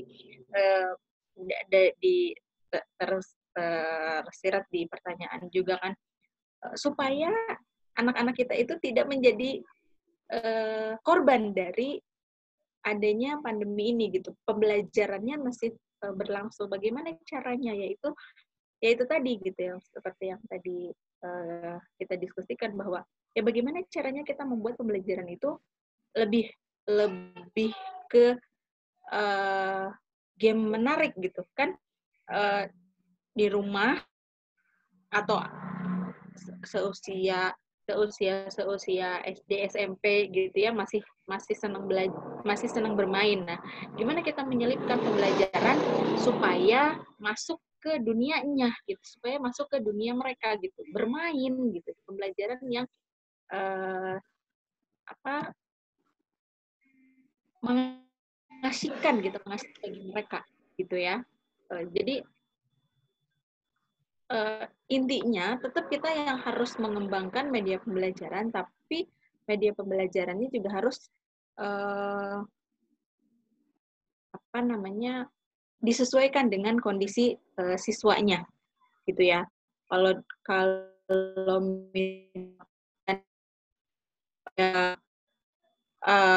keluarganya tidak mampu atau tidak punya gadget dan lain sebagainya, nah berarti kita yang harus menyesuaikan sebagai guru. Gitu barangkali. Terima kasih. Ada mungkin Pak Riki yang mau menambahkan? Silahkan Pak Riki, barangkali ada yang mau ditambahkan, Pak? Ya, barangkali sudah cukup jelas disampaikan oleh Bu Indri. Barangkali nanti saya menjawab pertanyaan selanjutnya. Ya. Oh iya, baik. Terima kasih. Terima kasih Ibu yang sudah menjawab pertanyaan tadi. Selanjutnya saya bacakan pertanyaan dari Ibu atau ini ya, Ibu Suci ya, dari Lembang, Bandung Barat. Assalamualaikum Bapak Ibu, saya izin bertanya. Di era new normal ini, sekolah kami katanya SMA membuat kebijakan dalam pembelajaran itu dengan cara menggabungkan 3-4 mata pelajaran di setiap pekannya. Nah, ini salah satu tujuannya adalah mengefektifkan waktu dan meminimalisir tugas-tugas siswa ketika belajar di rumah. Contohnya, pada pekan pertama ini, matematika dikolaborasikan dengan PAI, Seni Budaya, dan Bahasa Arab. Jadi, 4 mata pelajaran saling keterkaitan dalam satu materi ya dengan materi lainnya, yaitu tematik ya. Nah, bagaimana pendapat Bapak Ibu mengenai kolaborasi antara beberapa mata pelajaran tersebut? Kemudian media apa yang cocok katanya untuk digunakan dalam penyampaian materi limit fungsi trigonometri untuk kelas 12 agar lebih mudah dipahami dan tertarik. Terima kasih. Mangga Pak Riki atau Ibu Indri yang mau menjawab. Jadi ini terkait dengan tadi kolaborasi ya, disatukan 4 mata pelajaran, kemudian materi media apa yang cocok untuk limit fungsi trigonometri. Ya. Bismillahirrahmanirrahim. Izin menjawab ya. Ini Bu Suci kebetulan teman untuk S1. Iya. Masya Allah. Ya, ya, S2 juga kebetulan sama bareng di UPI juga. Ya, alhamdulillah. Baiklah, saya coba menjawab. Jadi barangkali memang ada sebuah kebutuhan untuk menggabungkan mata pelajaran ya. Mungkin yang dapat saya usulkan boleh menggunakan model pembelajaran PBL atau Project Based Learning. Karena di dalam PBL itu dapat kita menggunakan beberapa konsep atau rumpun ilmu yang berbeda. Contohnya seperti bagaimana cara membuat roket air. Nah, ini barangkali pernah belajar juga Bapak Ibu. Nah, di situ kan roket air itu sebetulnya adalah konsep dari mata pelajaran IPA, tapi sebetulnya itu bisa kita perluas lagi jangkauannya, misalkan ada matematika, cara menghitung kecepatan seperti itu. Kemudian juga bagaimana sih tentang lingkungannya juga bisa, tentang roket air, bagaimana membuat sebuah teknologi yang ramah lingkungan. Nah, itu bisa juga seperti itu. Sebetulnya jadi memang intinya adalah ke kreativitas guru gitu ya, bagaimana mengemas pembelajaran itu semenarik mungkin, juga bisa mengaitkan antar beberapa topik. Yang kedua, yang tak kalah penting adalah barangkali koordinasi dengan guru-guru mata pelajaran. Misalkan tadi kolaborasinya apa Bu? PAI, seni budaya, bahasa Arab. Nah, ini misalkan kita membuat sebuah drama ya, yang ada unsur seninya ada, kemudian PAI-nya ada, misalkan dramanya tentang sejarah Islam atau apa, ada bahasa Arabnya, itu sebenarnya bisa ya. Cuma memang barangkali butuh kreativitas dari seorang guru, gitu, Bu Suci ya. Kemudian ingin bertanya juga materi limit fungsi trigonometri untuk kelas 12 agar lebih paham dan tertarik. Nah, ini sebetulnya kalau kita mau menggunakan GeoGebra juga sebetulnya ada konsepnya, itu yaitu konsep tentang fungsi trigonometrinya dulu. Nah, ini bisa dijelaskan oleh kita. Misalkan contoh fungsi trigonometri itu seperti apa. Nanti setelah dari fungsi siswa memahami fungsi trigonometrinya, nanti kita masuk ke materi limit fungsinya. Nah, ini memang agak rumit ya ini. Udah limit fungsi trigonometri lagi. tiga mata materi ya, ada materi limit, fungsi, trigonometri ya.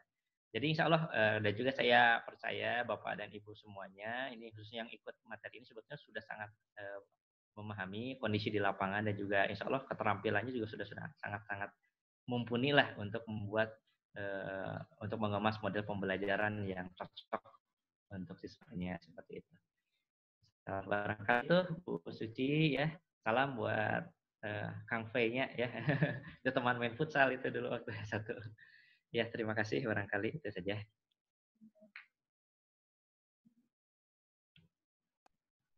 Ya, terima kasih Pak Riki yang sudah menjawab pertanyaan. Barangkali Ibu mau menambahkan, Ibu Indri? Cukup. Oh, cukup. Iya, baik. Sudah 2 pertanyaan yang sudah dibacakan. Mau dicukupkan atau 1 pertanyaan lagi, Pak? Boleh, Bapak masih ada waktu. Masih ada waktu ya? Baik, coba saya pilih lagi ini pertanyaannya. Oh ya, dari Pak Sofi Hanif ya, ini dari Kuningan. Assalamualaikum, katanya izin bertanya kepada Ibu Indri Nuraini MPD. Nah, di masa new normal dimungkinkan pada 1 hari siswa membuka berbagai aplikasi pembelajaran yang direkomendasikan oleh beberapa guru mata pelajaran.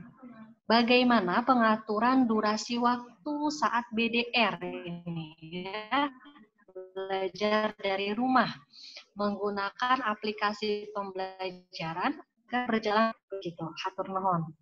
Mangga, Ibu.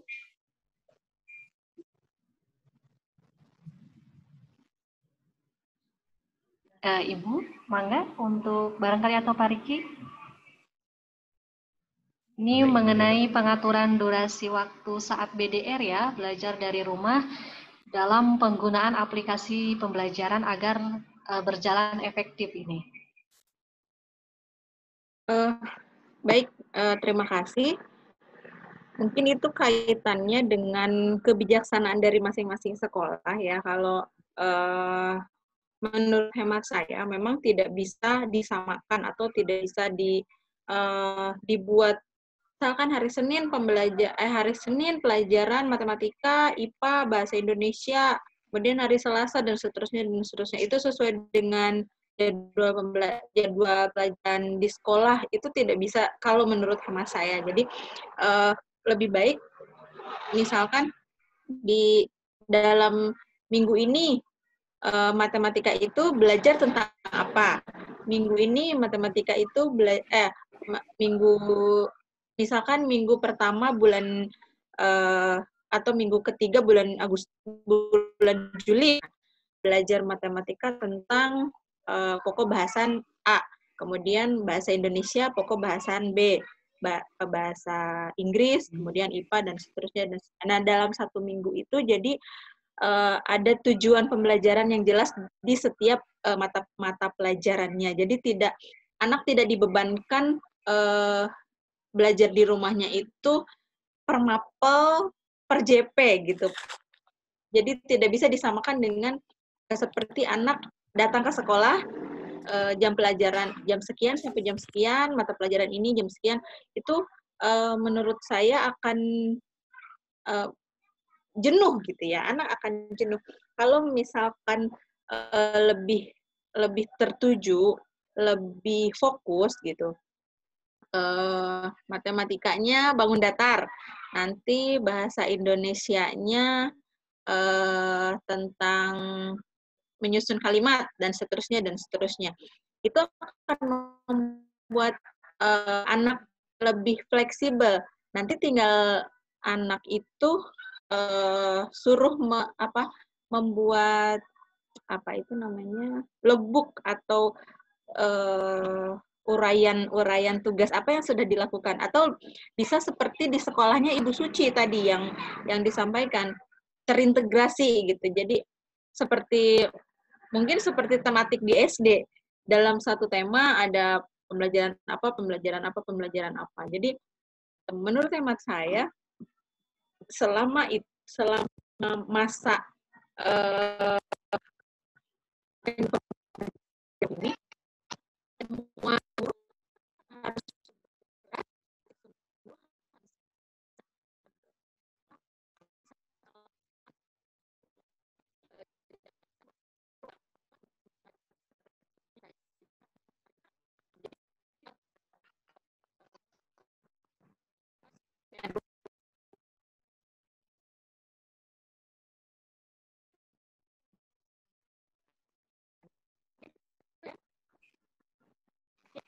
Ya Ibu, suaranya agak kurang jelas.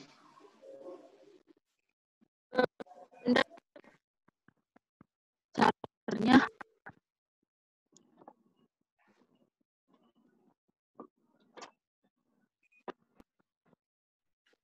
Mungkin sinyalnya ya Bu ya. Oh, sinyalnya mungkin ya. Barangkali ada tambahan? Barangkali saya mau mencoba menjawab. Ini kebetulan ada pertanyaan tentang GeoGebra. Sambil menunggu Indri, barangkali ya belum connect ya. Ini dari Ibu Tri Kurniasih Lestari dari Jayapura, Bu. Wah, ini jauh sekali ya. Ya, Papua ya. Papua ya. Izin bertanya Pak, apakah penggunaan GeoGebra juga dapat melatih kemampuan spasial pada siswa? Bagaimana contohnya? Yang kedua, apakah rekomendasi Bapak untuk media pembelajaran dan aplikasi matematika yang sesuai dengan keadaan saat ini? Dan yang ketiga, bagaimana cara Bapak menjelaskan kepada siswa tentang penggunaan media yang baru pertama kali digunakan dalam keadaan saat ini? Ya, terima kasih atas pertanyaannya dari Ibu Tri ya. Nah, ini salah satu bentuk dari efektivitas media online ya. Jadi kita bisa komunikasi walaupun Ibu di Papua seperti itu ya. Yang pertama, pertanyaan pertama, apakah penggunaan GeoGebra itu dapat melatih kemampuan spasial? Ya, jawabannya betul. Seperti yang tadi saya contohkan tentang materi transformasi geometri. Di transformasi geometri itu kan ada rotasi ya Bu ya. Nah, itu masuknya kepada indikator spasialnya itu adalah mental rotation. Itu bisa digunakan untuk peningkatan kemampuan spasial. Kemudian masih banyak lagi Bu, tidak hanya konsep transformasi geometri, tapi beberapa konsep yang kalau kita digali itu ini cocok nih dengan menggunakan GeoGebra, itu bisa seperti itu. Kemudian yang kedua, apakah rekomendasi Bapak untuk media pembelajaran dan aplikasi matematika yang sesuai dengan keadaan saat ini, di mana siswa harus belajar dari rumah? Nah, ini akan Bapak dan Ibu akan tergantung dari usaha Bapak Ibu. Jadi maksudnya mungkin kita mengajar materi ini cocok dengan menggunakan GeoGebra. Mungkin materi yang selanjutnya itu tidak cocok. Itu yang saya alami juga ketika mengajar kuliah itu. Ada yang misalkan materi yang ini enak kan menggunakan materi GeoGebra, Kebri itu enak. Tapi ada yang ini kayaknya harus menggunakan alat bantu, yaitu alat contohnya adalah drawing pen atau apa namanya ya, yang kalau kita nulis tuh Bu, itu bisa ada di layar. Nah itu salah satu tools yang memang dibutuhkan juga khususnya untuk materi matematika, karena matematika itu kan kita menghitung. Kemudian ada apa namanya? Ada penalaran. Gimana caranya, langkah-langkahnya itu kita perlu mengkaji juga. Nah, jadi silakan Bapak dan Ibu untuk melakukan kajian masing-masing. Kira-kira materi apa yang cocok dengan tools ini, materi apa yang cocok dengan tool yang selanjutnya, seperti itu. Jadi tidak harus semua materi itu bisa menggunakan software, tidak harus seperti itu. Kemudian bagaimana cara Bapak menjelaskan kepada siswa tentang penggunaan media yang baru pertama kali mereka gunakan. Nah, caranya adalah kita melakukan perkenalan dulu, Bu. Ya, kayak tadi ya, kita perkenalan dulu. Ini juga di modul pembelajaran itu yang silakan Bapak Ibu bisa download. Itu untuk memperkenalkan GeoGebra itu kan tidak langsung kita mengkonstruksi kubus ya tidak, tapi kita belajar dulu tools-toolsnya, bagaimana cara membuat titik, bagaimana cara kita membuat garis, bagaimana cara kita membuat bidang dan seterusnya. Jadi setelah siswa paham materi ini, kita bisa lanjut ke materi-materi selanjutnya. Seperti itu barangkali Bu Tri ya, Ibu Tri Kurniasi. Ini satu lagi, Ibu barangkali boleh. Ini dari Kang Sugeng. Kang Sugeng ini juga teman ya, teman waktu S1. Ini alhamdulillah. Iya, Kang Sugeng Pramono ya. Dari Tasikmalaya ya, Pak Sugeng Pramono. Ya, ini beliau menyampaikan kalau bisa ini ada lanjutannya. Iya betul ini. Diklat ya, semacam diklat. Betul. Itu yang kebetulan sedang saya rancang dengan teman-teman mahasiswa. Salah satunya kita akan mencoba membuat YouTube, channel YouTube. Karena kan lagi ngetren ya Bu ya, YouTuber tuh ya. Oh iya betul. Bahkan katanya YouTuber itu lebih kaya Bu daripada dosen. Oh gitu. Iya. Ya insya Allah nanti kita akan buat channel ya, channel YouTube. Jadi Bapak Ibu bisa belajar di sana, atau mungkin kita bisa membuat kelas online. Silahkan, karena kita sudah ada grupnya, boleh kita lanjutkan Bu. Jadi siap untuk belajar bersama kita barangkali. Alhamdulillah. Ya, hatur nuhun Pak Janti, ini grup yang memang sudah dibuat, nanti tetap kita jalin silaturahmi ya, dan ada pelatihan mungkin untuk beberapa hari ke depan yang memang membutuhkan tentunya. Baik, ini waktu juga sudah hampir pukul 12 ya Pak ya.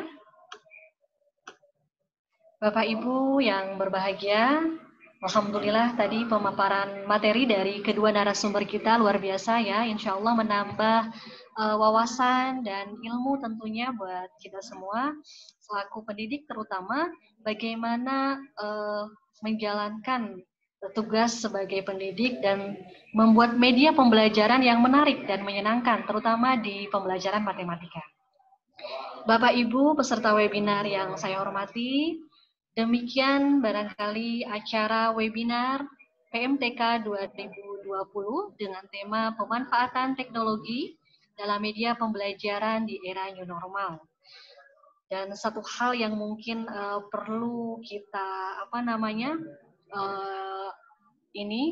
tegakkan bahwa pertahanan sinergisitas antara guru, orang tua, dan siswa untuk keberhasilan anak-anak didik kita selama proses belajar, apakah nanti daring ya ataupun menggunakan metode blended learning, maka peran orang tua, guru, dan siswa itu harus seimbang sehingga saling mendukung untuk satu kata keberhasilan ya. Dan ini semua partisipasi kita memberikan keharusan ya untuk mewujudkan keberhasilan ini semua. Baik, demikian Bapak Ibu webinar PMTK 2020, dan mari kita tutup dengan bacaan hamdalah bersama-sama. Alhamdulillahirabbil alamin. Dan tentunya tadi yang pertanyaan sudah saya bacakan, nanti ini ya akan saya chat langsung ya, door prize-nya seperti apa gitu. Baik Bapak Ibu, hatur nuhun. Iya, sama-sama Bapak. Terima kasih. Mohon maaf juga saya selaku pembawa acara sekaligus moderator jika banyak salah kata dan kekurangan. Terima kasih. Wassalamualaikum warahmatullahi wabarakatuh.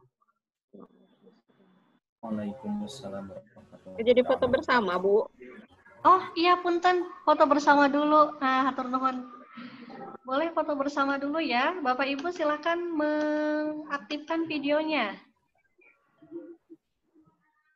Ya, videonya mohon diaktifkan.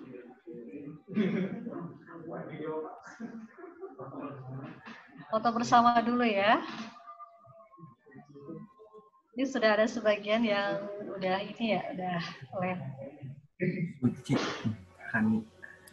Silakan diaktifkan Bapak Ibu biar terlihat ya.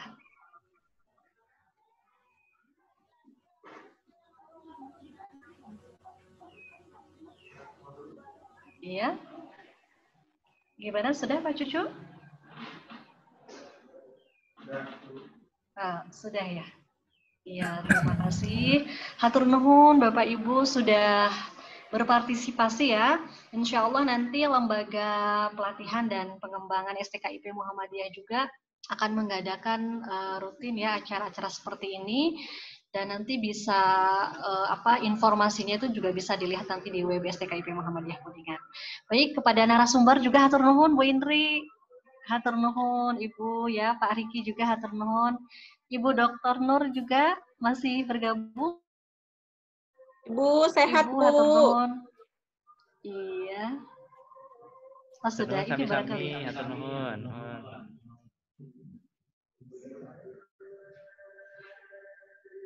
Sudah ya, Bu Ita.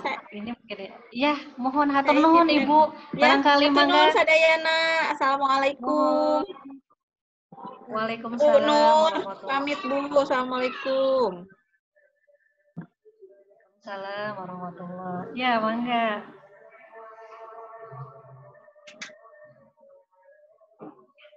Mangga Bapak Ibu, barangkali ada bersapa, ada rekan yang sudah lama tidak berjumpa.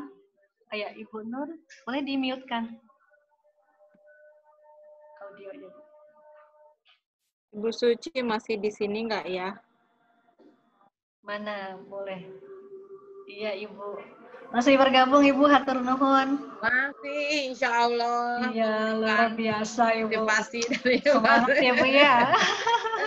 Hatur nuhun Ibu Nur, hatur nuhun. Sukses, Kang Neng Indri, Kang Riki, Kang Neng Ita oge, Kak Yuna ya. Amin, mohon. Apa sanggup Sadayana. Ibu sehat-sehat. Alhamdulillah, Ibu kan nunjuk pelatihan kak guru-guru MGMP ya 300-an lah ya minta rebo. Udah mulai rebo kemarin sampai tinggal 3 Rabu lagi. MGMP ya daring ya punya? Daring ya. Ibu Baktos. Ribut hatur nuhun. Ya. Hatur nuhun semuanya. Nanti insya Allah untuk sertifikat ya bisa dikirim ke email masing-masing juga. Ya mohon. Untuk informasinya bisa langsung nanti ke saya aja di Japri informasi. Ya, hatur nuhun.